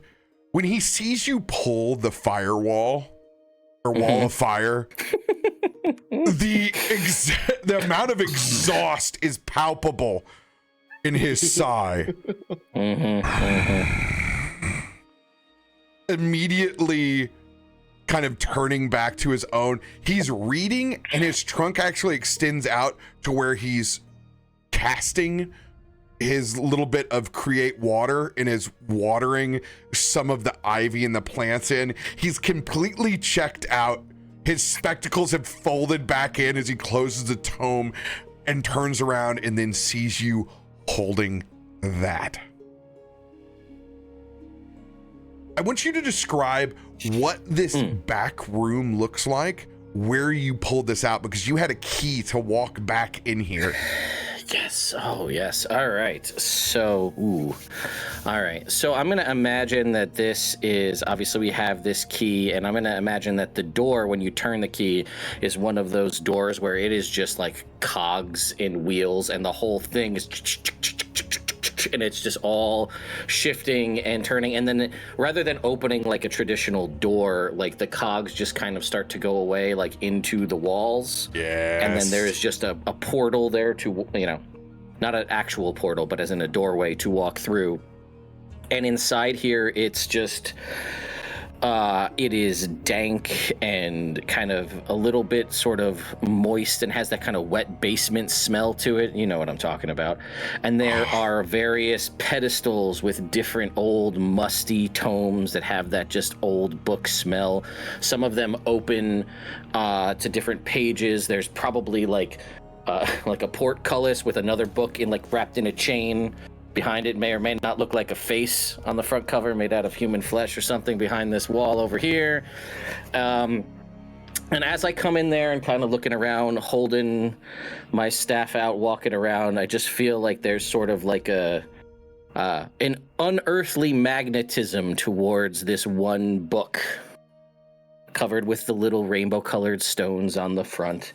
And just kind of make my way over to it and just feel the presence magic just coming from it, and that will be where I went and found that book from. I need you to describe a tome of absolute detriment that's next to it that should not be opened, that Remy has walked behind you on. Yeah. That you stop him from opening. I feel like I'm going for this one, and I feel like I will hear the of that locked portcullis opening, and then like you see there's that book. No, Remy, no. What's wrong? It was right next to yours. No, I saw the lock. I saw the lock. There was a lock. I think we lock books I've for never reasons. felt a leather like this before. Yep, no. Is it one eyeball like pops up and kind of like tracks across? Oh, there are words that need to be said sometimes when you pick up strange books. Let's put that one right back down. Theodore, I promise. Jesus Lathander Christ. I did not know. I feel like that eyeball kind of like, you know, shrinks a little bit at the mention of Jesus Lathander Christ here in this place. There's a lot of voices inside that book. I think, yeah. No, let's just, we'll go over and like ginger, you know what? No, like cast a mage hand to re-click the lock back on the thing to not touch it. Right up the front with the rest of the fireball scrolls, Remy goes and picks up the largest thing of sage smudge that he can get. Is it okay if I go ahead and light this in here before I leave? I believe I may have overstepped my bounds, and Londoff just looks back over and just nods as Remy puts the price and the tip over the top as he's kind of like already on the way out the door. I think I'll just wait out here outside here, Theodore. Oh God, these assholes are gonna give me a heart attack. Interesting company that you keep. We can't all be the same inside of the party, no doubt. He has his uses. At least he's smart enough to smudge himself on the way out. Yeah, I can never argue with a good smudging. Please, if there's anything that you ever wish to workshop, I'm trying to start a small community gathering over here. And you look over, and it's like total hand-me-down furniture that he's put together in a small spot. He's trying to get people to come in there and talk. Like, everything is set up to make your own, like, pour over coffee or tea. Mm-hmm. Like, he wants that public library feel at the same. This is like the Barnes and Noble. Like, you pick it up and after you read a quarter of it, hey, don't you think you should just go ahead and buy that? Yeah, vibes. Yeah, no, I totally get that. And I said, well, listen, I think the fates must have brought me here today as I was looking for a new shop to find magic in, and I think you're going to see plenty of me in the near future. There are many, looking up at all the random cages and things. There's so much to see here. I feel like I'd have to come multiple times just to be able to see all of it. I appreciate that. I would also maybe I'll bring some of my less sticky-fingered friends. He is fine. As a study of the earth and the way that you tap into the weave, let me leave a parting gift for you, Theodore. As he begins to perform his advanced druid craft again. This is how I tap into nature. As he will teach you how to manipulate a nature-based mage hand. Ooh, okay. Within your druid craft, you can manipulate earth, plant-based items or entities that you find out to operate a mage hand. What's that? See, I mean, I come here one time and look at what I've already learned. Everyone should come here. This place is great. We need to spread the word about this. You do want that, right? I don't want to bring people here you don't want them. Like I said, cultivate a community of learning and purchasing. And I will tip my hat to him, and I will make my way outside. He will nod back at you as you walk through the smudge smoke to Remy outside, who has actually lit his favorite wood tip. Absolutely a wood tip black and mild kind of guy. It's that distinct smell of not the finest rolled pipe tobacco in your life, but very distinct nonetheless. Got your hands full. Yeah, I've got a lot of reading to do, and I've learned new spells already. This has been, what a great day. Ever winter provides. Now, are we gonna get to that pub that everyone else talked about, or what? Yeah, I'll show you. It's over here. We got a trip to get there. And I will make our way over to my favorite sandwich place, the Empty Husk.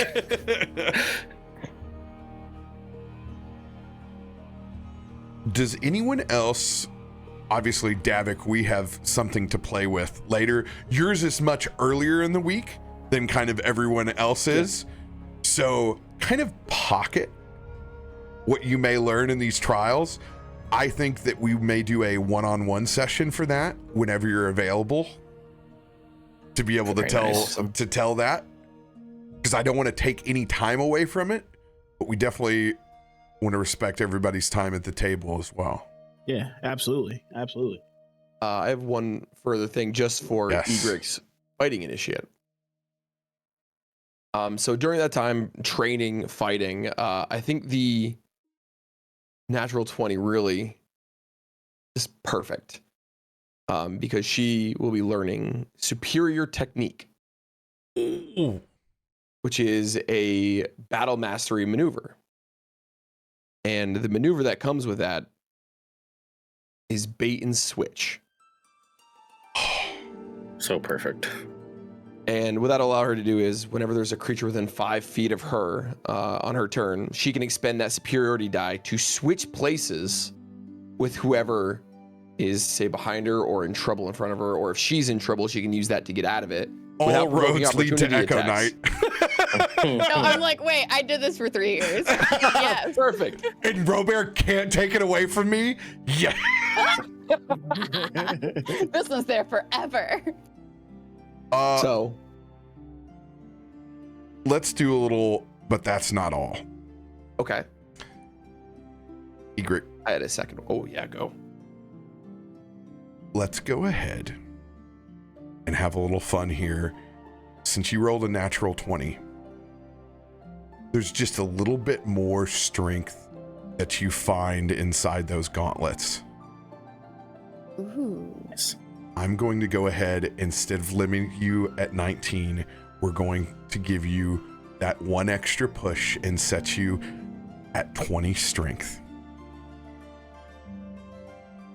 That last bit of learning from Kalthorr's might.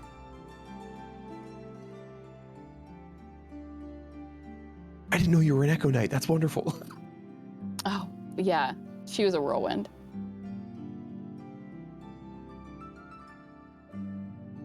Can I say that when this moment happens, not through the training, but she gets that extra point, it's at the complete end of the week. She's tired. And every time you try to train, at that point, she's just like, I'm not waking up for this one. She knows she feels at her best. And now she's got to rest. Absolutely.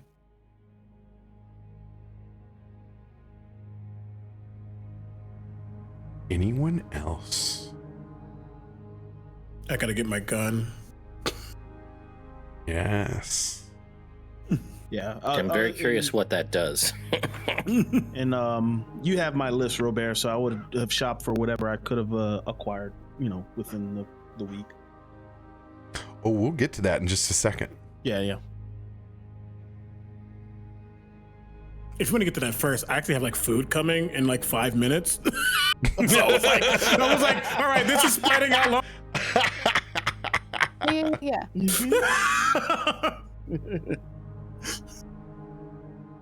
We will say before you even took off,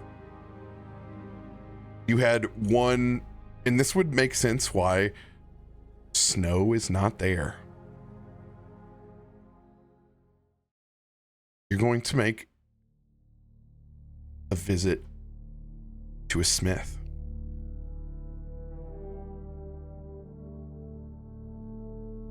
I want you to describe a very iconic moment of you and Snow walking down a cobblestone street of Neverwinter. Snow unleashed. You in probably the most eccentric form of a tiefling they've ever seen. What does this look like as you guys make your way towards this particular smith?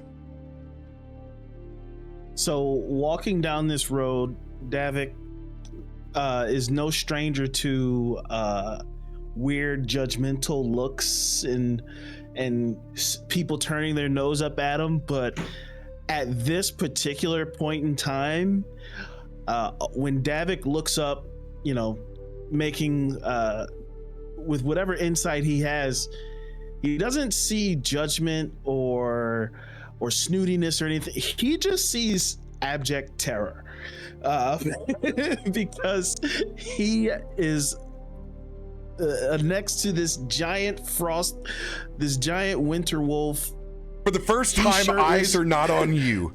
They're all on your pupper. No leash, and Snow is by nature just very stoic looking and doesn't give off you can pet that dog vibes.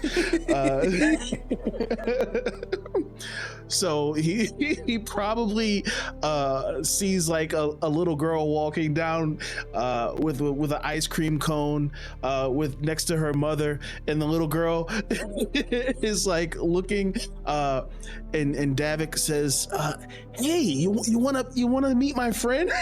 And she probably gets terrified.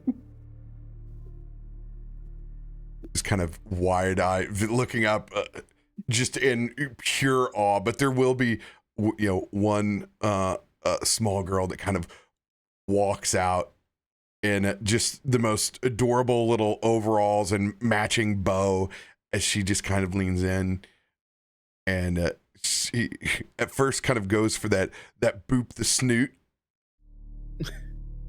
But Snow, knowing even better, he kind of leans his head down and lets her connect with his forehead. And when her hand goes through, it's the same feeling like tea tree oil. There's this innate coolness to this winter wolf that is so not the actual temperature. And like her hand immediately goes from room temperature to this coolness, and like it doesn't attach to her hand, but there are the same kind of patterns that emerge on a snowflake kind of form in the fabric of his fur as her hand kind of goes across.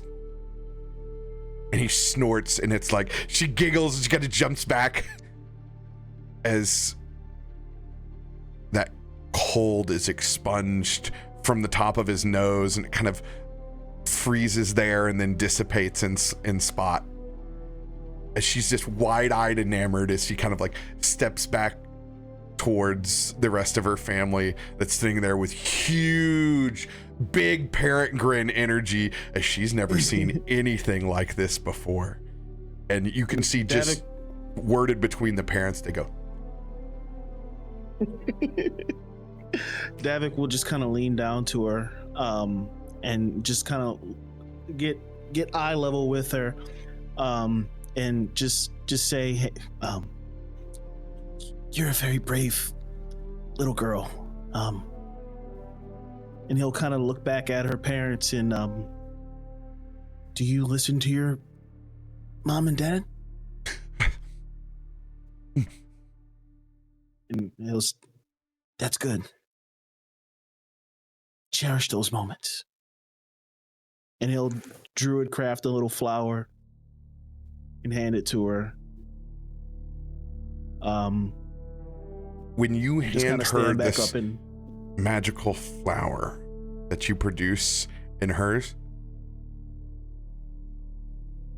she extends her hands out, and you see an actual bit of magic manifest in her hands as a small bracelet forms out of twine and pulls itself together as she uses a very, very basic form of the same spell. Not nearly strong enough to make an actual plant, just fibers that weave themselves together. It almost looks like the fibers from sugarcane as they're put together, as she hands you this bracelet back with a big smile on her face. Oh, wow. Thank you. This is one of the nicest things anyone's ever done for me. And he will put it on his left arm, and I promise to never take it off. Her father kind of bends down a little bit where the both of you are. Elsa finds it easier to communicate and manifest in the ways that you do. Thank you. She doesn't often get that interaction. And he kind of puts a hand on her shoulder and stands up very proud. Davik will just kind of do like a little bow of respectful bow towards the parents, and then as they depart.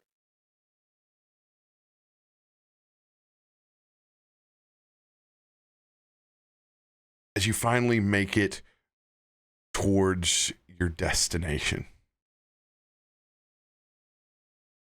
you can hear the anvil and hammer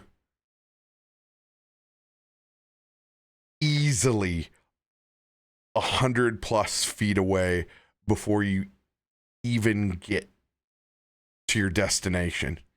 It's been one of those where you really didn't know where you were going to end up just yet until you got there. Yeah, I'm like lost in the big city.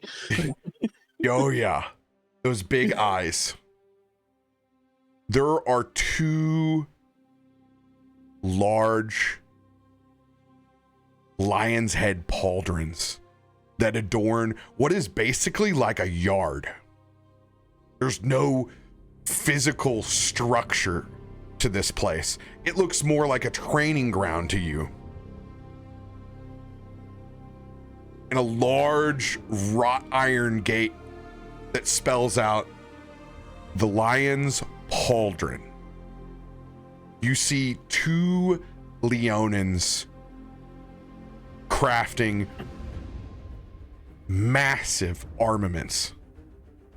Not even just martial weapons. They're working on a huge ballista that could be lifted and set on top of anywhere in the Protectorate Enclave. There are pole arms that look like the size of the ones in Final Fantasy XIV. Just massive dragoon lances, glaives, and pole arms. There are people training inside the middle using the various armaments.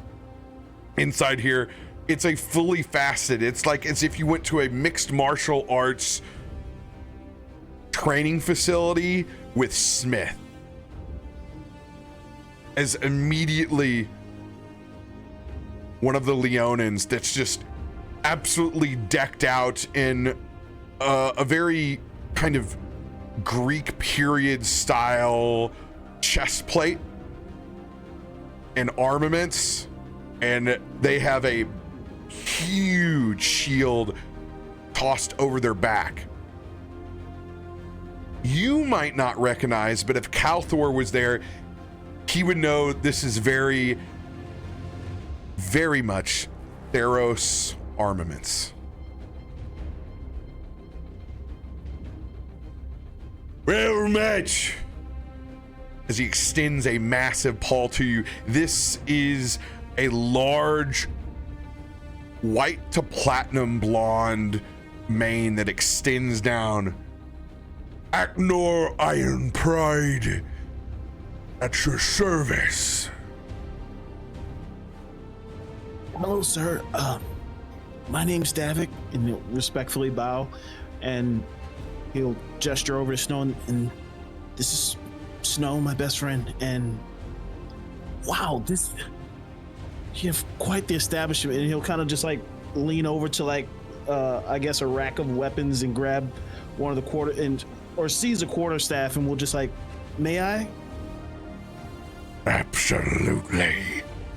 Sister, come! He'll just like, for the heck of it, grab it and just start twirling it around, doing some moves that he's learned in his training. Like, not interested in buying it, but he hasn't twirled the staff in a while, so he'll just kind of let loose for a bit. As you have a time with this, his sister bearing the same style armaments and same platinum blonde to white mane comes over and extends her hand over towards yours.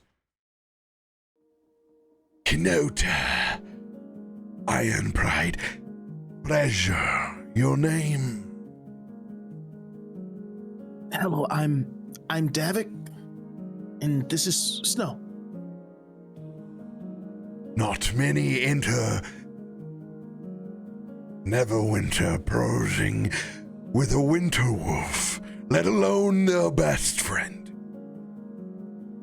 What can we do for you, Davik? I'm starting to get the idea that you don't see many wolves. Anyway, how do I say this? I don't like to wear a lot of armor myself. I don't like it, it weighs me down, but I find myself in these situations and especially my buddy here, he took a few bad hits recently, and I was just wondering if there's anything that you might have that either myself or even if it's just Snow to protect him a little bit more in these situations, because I can't let anything happen to him. I know just the trick. As Acnor, come. You need to be light on your feet, especially your companion. Metal armaments will not do. We need something strong and light. Come. Let me show you the finer benefits of high quality studded leather.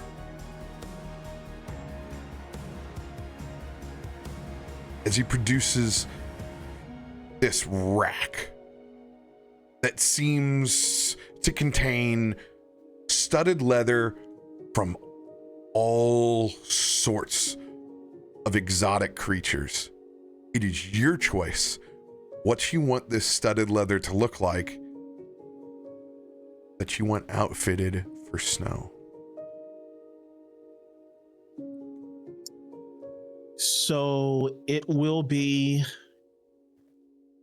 very light. There's a sort of a collar component that is kind of thick to protect his neck, and for the forepaws it goes up to about the midway mark, up to the elbow on the forepaws, and it's got gold trim, natural brown, like a dark brown leather with little flecks of gold in it,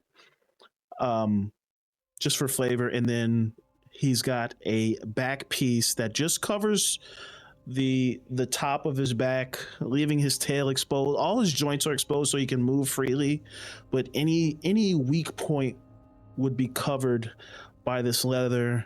And it's very slim, form-fitting, but breathable, so he doesn't feel almost like a safety harness type thing before a massive wolf. And it's just got this very fine leather gold trim.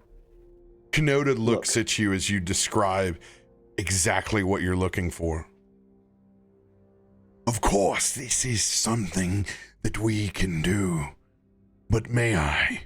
As she asks for permission to start taking some measurements.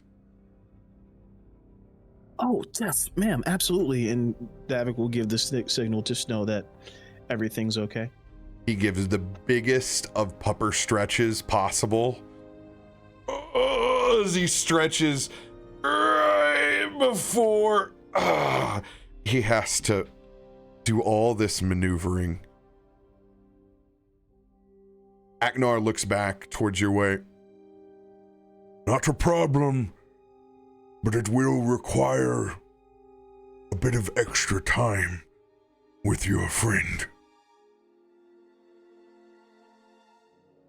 I promise.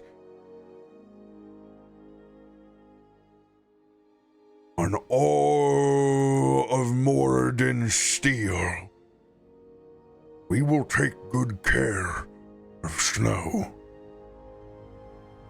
But we must take the time to make this as bespoke as possible.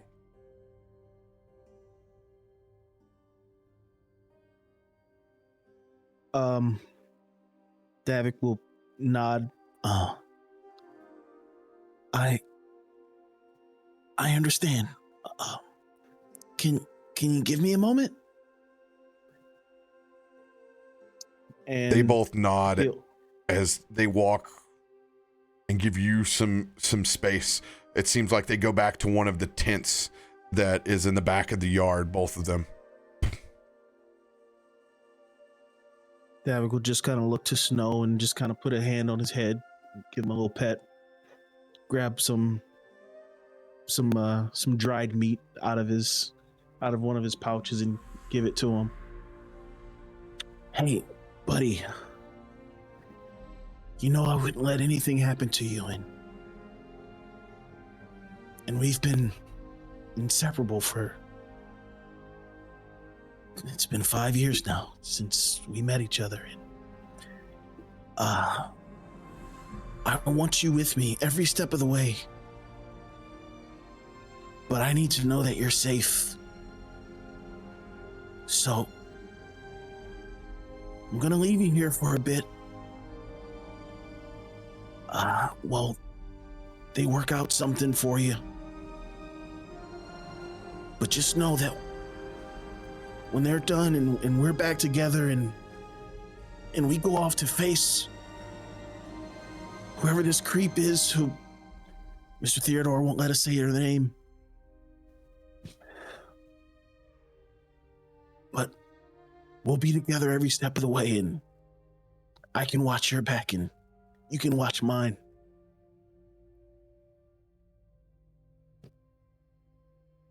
He gives you a big head flop and shuffle and kind of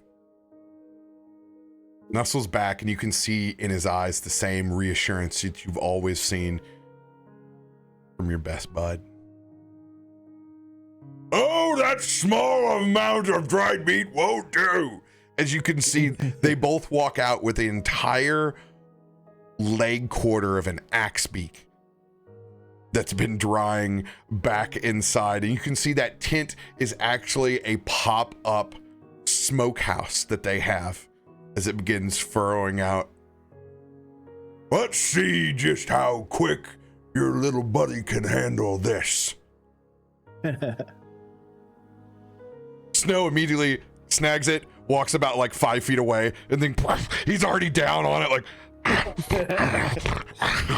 going to town. As you make your last handshake agreements, we transport from the Lion's Pauldron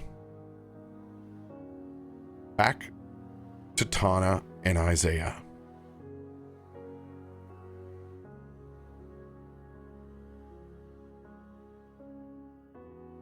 I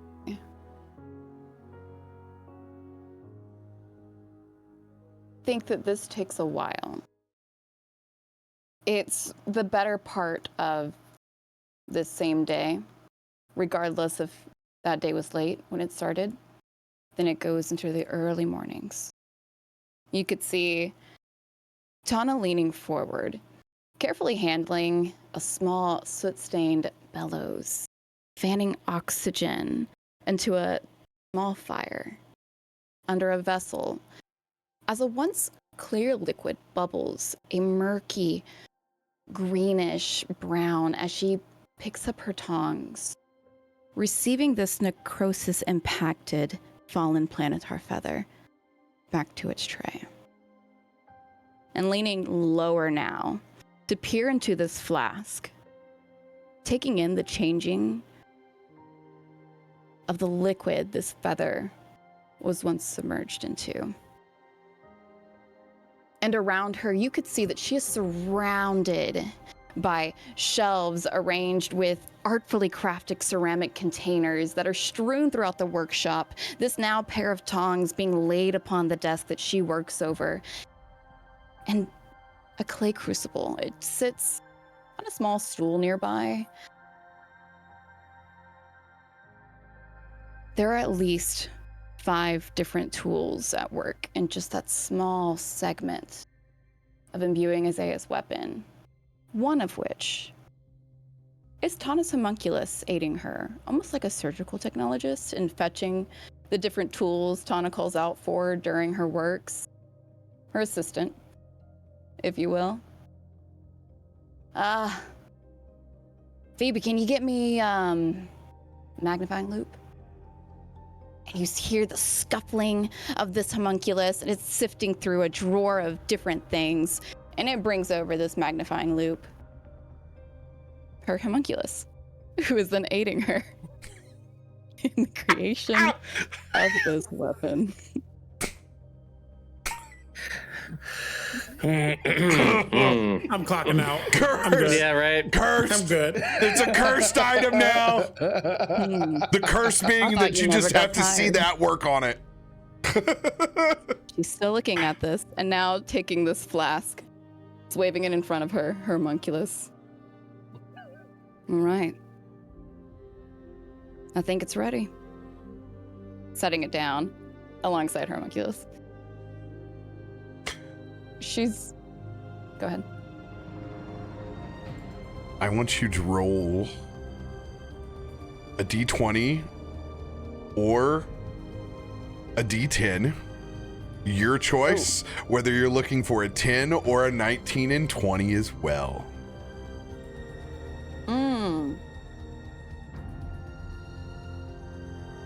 D20. You want her to roll or me? Her in the artificing here. Gotcha. Okay. All right, so just a 1d20? Yep.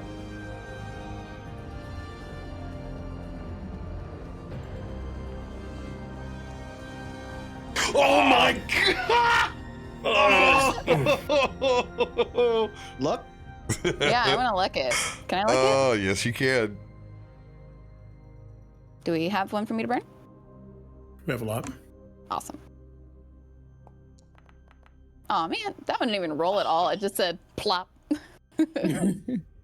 Okay. 5. Wah, wah. Noted. If your gun explodes, it's not my fault. There are Actually, she no. says that. There's no negative to the roll. There's only. Okay. There's only additional.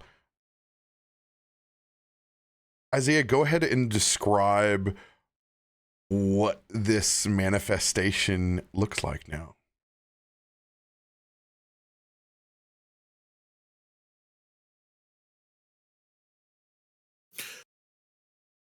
Before we get to that, and you're allowed to say no.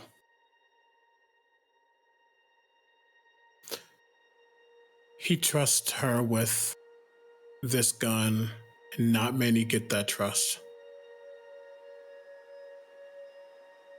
He trusts her because he knows that she understands the delicacy of something like this. Whether it's a gun or a piece of armor, a cane, a necklace, whatever it may be, there are just pieces within this universe that are special. And because she knows that, he feels safe. But at the end of the day, this gun is not her making. It is his own. It came to him in a dream. A dream that he only can describe as confusing, but filled with clarity. This dream where he remembers seeing this distinctive face of this man with no melanin. These bright, bluish green eyes, soft brown hair, a gentle but strong smile, telling him to look to the sun, look to the stars, take what you know, and do what must be done. He's never understood why this came to him, but it was the start for everything. And when he made this gun, it was the start of this path that he knows that is only finished when one Lord is dead.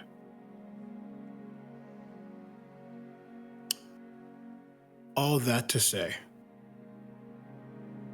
while she is the one who can etch and add and really embellish, he is the piece that ties it all together.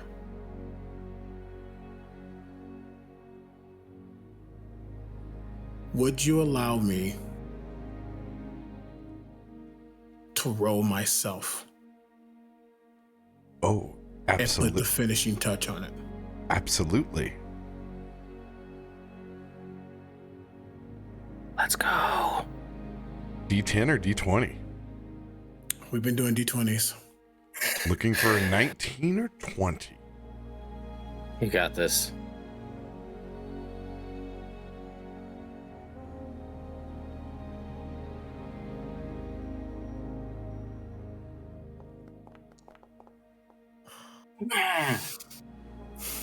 I'm gonna luck it.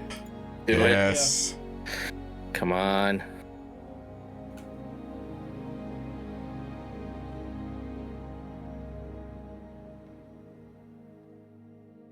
See that 19 or 20.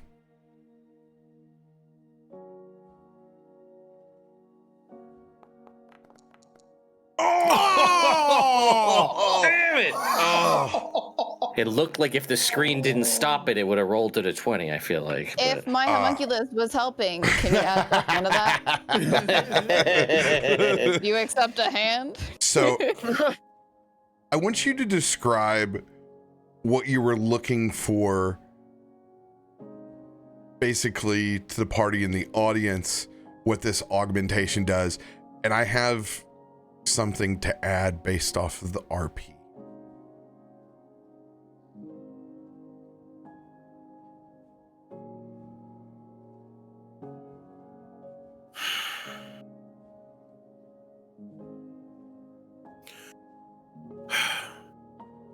Death is the end. Undeath is a proverbial FU to that end. But entropy is the path towards that disorder, that destruction, and it ensures that death is final. Nothing can come back from that path downward. I want these bullets. I want, not bullets, because there are no bullets in this gun. I want whatever is shot from this Starshot pistol to end even what thought couldn't be ended. And in mechanical terms, I wanted to cut through any resistances or immunities, whatever it may be, that undead have. That nothing can stand in the way when this gun is fired.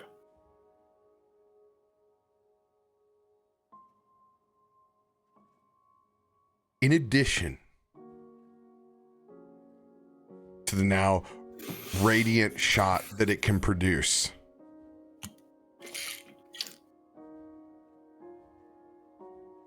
imbued with such a thought as continuing life and banishing the undead, you essentially are going to have a heal clip style property that after you defeat a foe with that shot, you will have a small burst of healing from it that will emanate in a 5-foot radius of where you choose. It can be you or anywhere else on the battlefield of which you can see.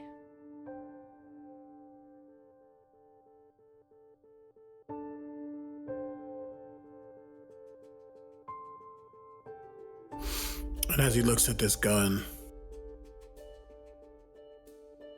it's now etched almost as if the feather itself is now burned into the wood, into the at least wooden parts that are showing. A burn mark that can never be removed.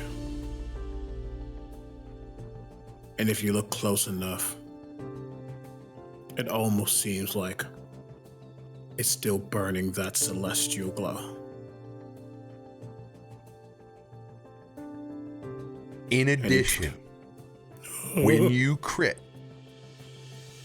instead of just a burst, it will be the healing spirit spell on that 5-foot square. Oh. That is non-concentration. Jesus, heel clip Hawk Moon with Circle of Life? What are you doing, my man? All the buffs. RoBear, did I hear you say something about a radiant shot too? I already have that. Oh, okay. That's okay. And he looks at his gun. And it is a reverence. His eyes look back up to Tana. Yeah. Good. Damn good. And hey,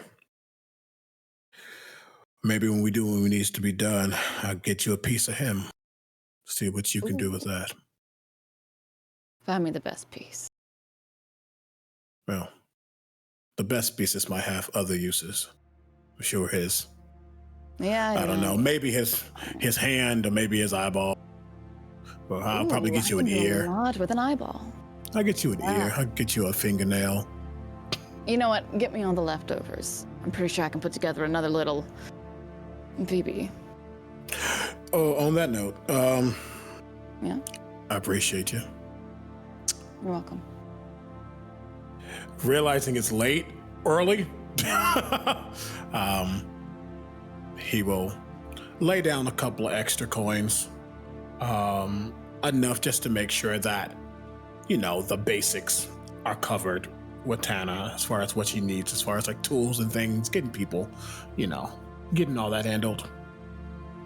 I'll be back around. There's always something that need killing. Yeah, as you see her lift out as you're walking out.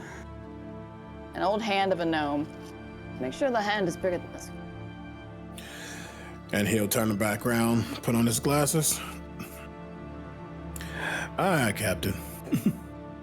And he will nod, and he'll turn around. And it's like a blink, and he is gone.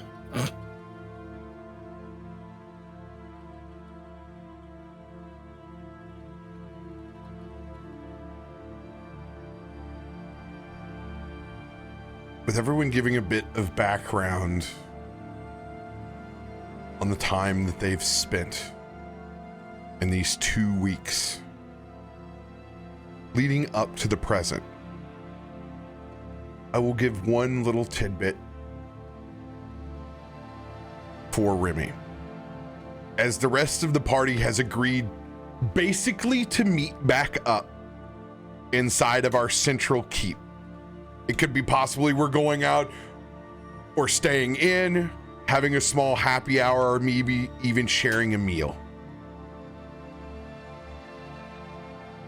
There's going to be a moment where Remy is actually back inside of his own house. And he's going to be back inside the game room completely by himself. And it looks like simply playing cards by himself for the uninitiated. But Remy always checks in precisely at the same time in the afternoon with both of his grandparents. As he sits back and plays their favorite games of either Pinochle or Canasta.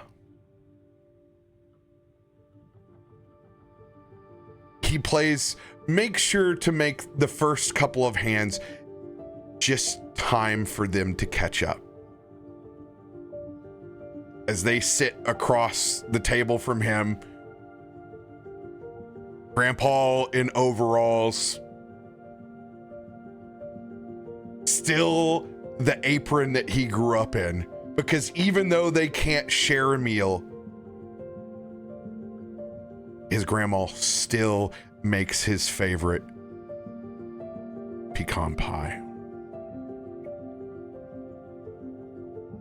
And even though he can't eat what she's created, he can smell it.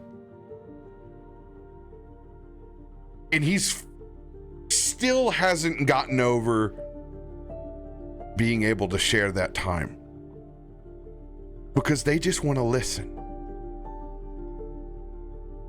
with no real new stories other than the fact that they've been enjoying their time together ever since they met, here and into the afterlife. Well, Mom, Paul, I've been doing my best. Sometimes it ain't been good enough, but I think I got some good friends that understand. I try to listen to the words that you've always told me. Sometimes my vices get the best of me. It kind of wipes away a couple of tears. But I do be trying to living right like you always told me. I got to meet up with him soon, but remember, like I said, next time I want to catch up, you can bring the rest of your friends. I know we'd like to serve the first couple of hands for ourselves, but what would Canasta be like with only 3 people? That you used to have the damn near the whole block over.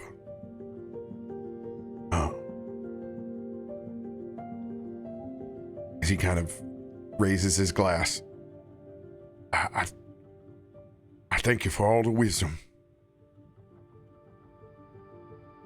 I really do. As he folds up and finishes those last couple of hands. I'm gonna leave these cards out for you. I know you got more coming. And chalk that up as another loss, as he pulls out a couple of coins and slides them across through his material plane as they just kind of manifest and sit there with a little bit of glow. They're still on the table, but you can see that tally has been made. Big smiles on both of their faces before they fade back into the small pinkish purplish orbs that you've seen so many times. You can tag along anytime you want. I'm just not saying I'm not gonna always live up to everything, so. All right. He kind of gets over and looks over at the mirror. Looks at his robes, make sure that everything is immaculate and in place. Oils the goatee. Puts on that one spritz too many of cologne. Both hands, front, back. And he begins walking down his staircase towards this central room inside of our keep. I want everybody to add one particular thing as Remy strolls in last to this central room. And I'm going to go from Baddie and I'm going to move from left to right. What is one piece that you want to make inside of this communal space that we have? This is not the war room. This is not any specific. This is just where we would meet up for a pre-cocktail or just gathering, just existing together. Oh, easy. A giant chair, massive parts of like with I don't want to say concrete, but stone and just a giant cushion on it. Without a doubt, just it even seems big for me.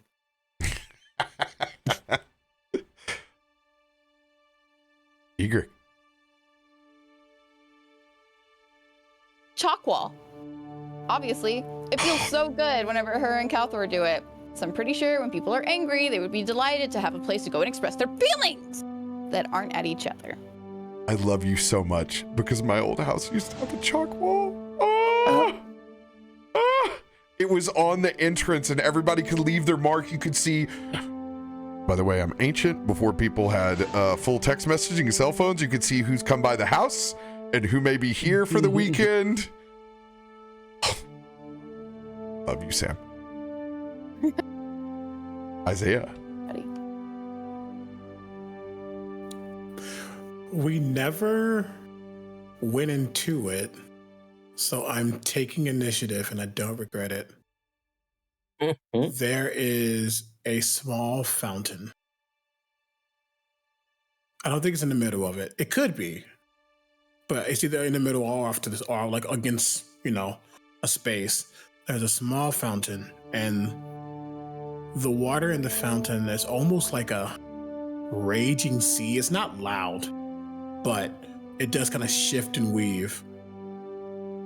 And in the middle of this fountain, there is a statue of our Oath of the Open Sea Paladin who we lost. Yeah. Timothy.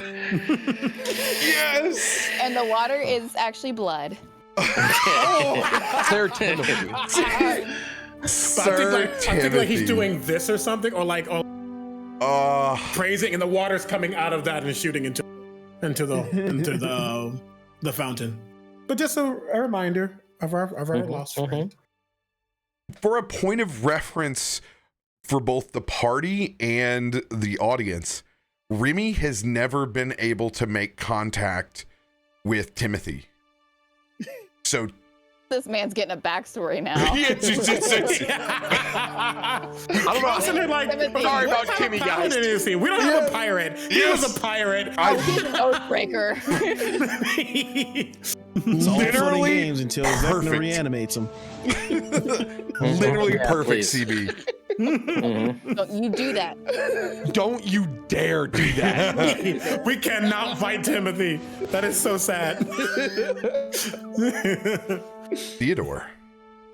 All right. So I got one thing, and then I got a follow up, but I'm gonna let this play through. But I do want to, before we close out, I got one thing we talked about, and I forgot about it. But I want to have like a table, almost like a kitchen island prep style thing where we could either eat food at or put drinks on or whatever.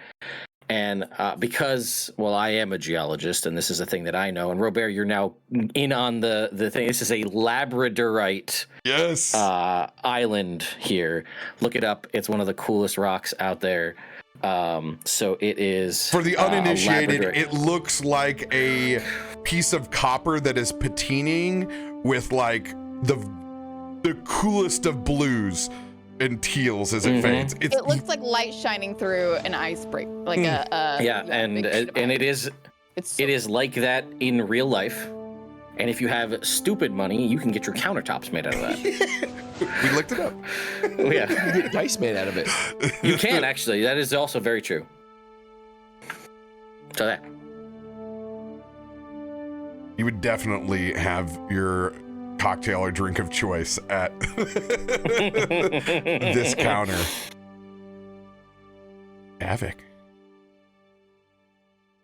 Love the idea of flowing water with the fountain. So Davik would just kind of add to that, and either near the fountain or as a piece of it, there will be a bonsai tree. Where just as a ritual, he would do it. He would invite others to do it. Just as we come in, just touch the tree, and just kind of you clear your mind basically. But there would be a bonsai tree that he would take care of through practical means, like actual like water it and all that. Like, would this be not growing cheat off with the magic. side? Like the side of the fountain roots into the water? Yes, yeah. We got But like hydroponics. he was using magic to maintain it. Like he would literally be practically taking care of it. That means before this happened, and we can do it next episode, we have to have a conversation, because that is him officially solidifying himself as the 5th member of this party. Oh. and officially taking Timmy's spot. Oh man, I didn't even think that. The minute he said that, I went, Yeah. I just signed a pact. I love it. Mm-hmm. As Remy kind of walks into the rest of the group, better late than never, no? And he bellies up to the labradorite bar. yeah. Of course he does. Mm-hmm. He's already got a cocktail in hand. Now he is dupla-cocktailed. Dubla cocktail. Dubla cocktail. Double fist. He says, shall we raise a glass? Yeah, hold on. Egrik climbs on that countertop, grabs a glass out of the cabinet, and then closes it and crawls back down and pours herself. Just a vial of orange liquid. Mm-hmm. To the Davik has water. best damn party. And as the words leave his mouth, before he can finish, there is the brightest flash.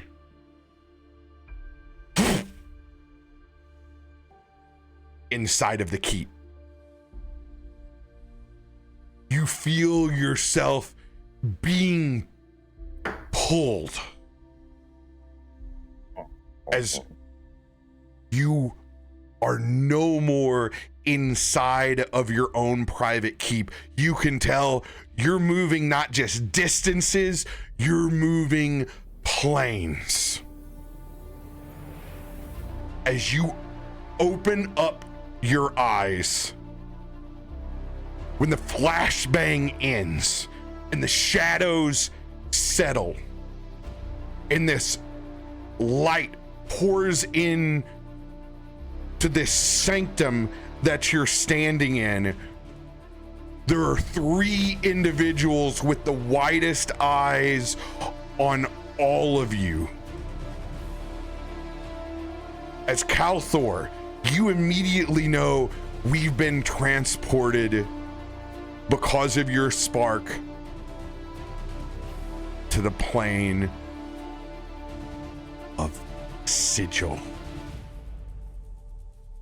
As you look forward and see 3 legendary wizards staring back at you as if you're not supposed to be here. And that is where we will pick up next session. Yo. Can I say two things to you, RoBear? Yes.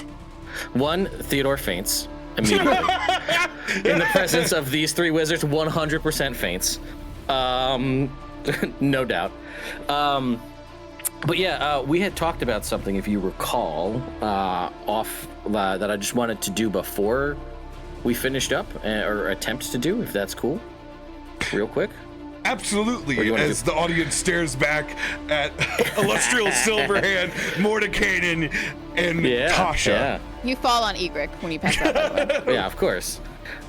Yeah, we had just talked about it, that I was going to attempt to craft some specific type of bullets before, at some point in our 2-week downtime, potentially, for Isaiah, if you recall. You will be able to autocraft them. You don't have to roll. Oh, even better. Awesome. All right. You have well, then I plenty guess of we'll downtime. talk about them when we'll save that reveal for next week then, when I wake up from my faint. Or I can tell you right now, CB. You want to know? I'll tell. No, we can save it. We can save it.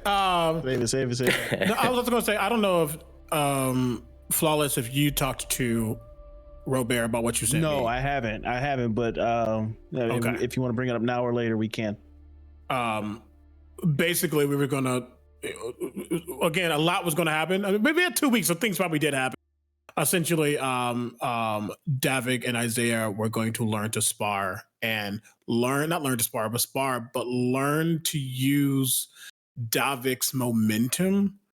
If Isaiah can't see somebody, but Davik can, shoot Davik, and Davik can traject the bullet. Oh, that's cool. Oh, This is there. you already have the ability to do so. I will that's so cool. I Like will cold grant shot, it. Up one, and I want to give you guys the RP if you want to talk about it.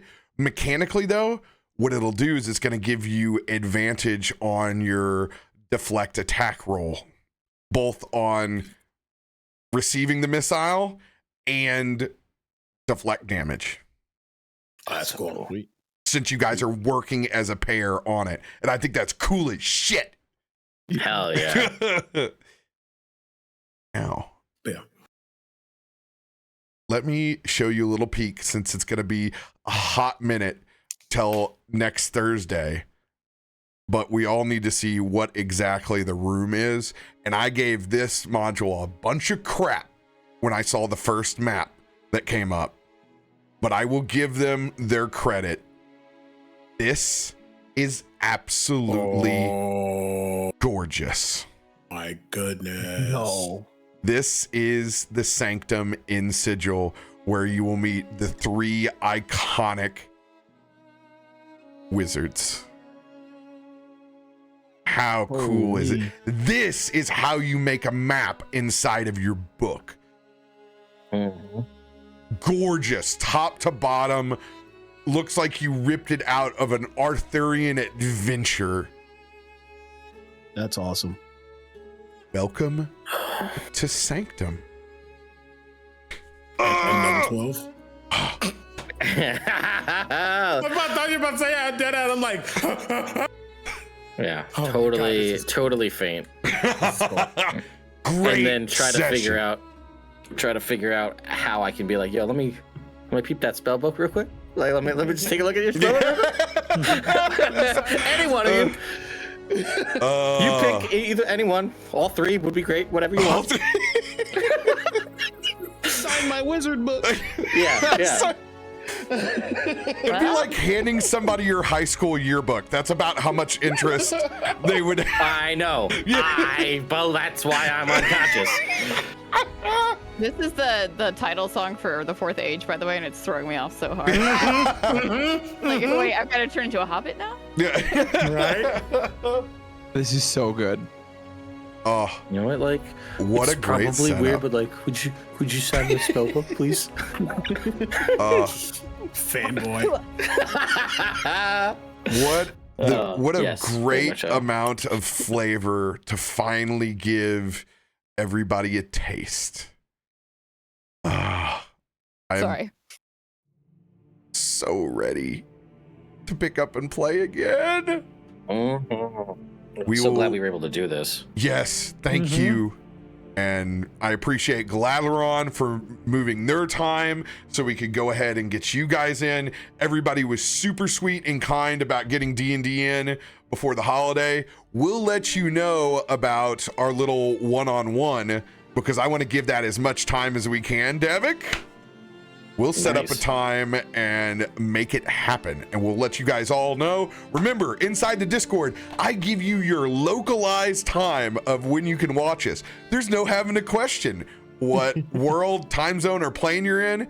It's all there listed. And I promise I might mess it up the first time, but I'll fix my copy pasta. I swear. Based on true events. Thank you all for joining us so much. We appreciate you. Be safe this week, and we'll see you guys in Sigil very soon.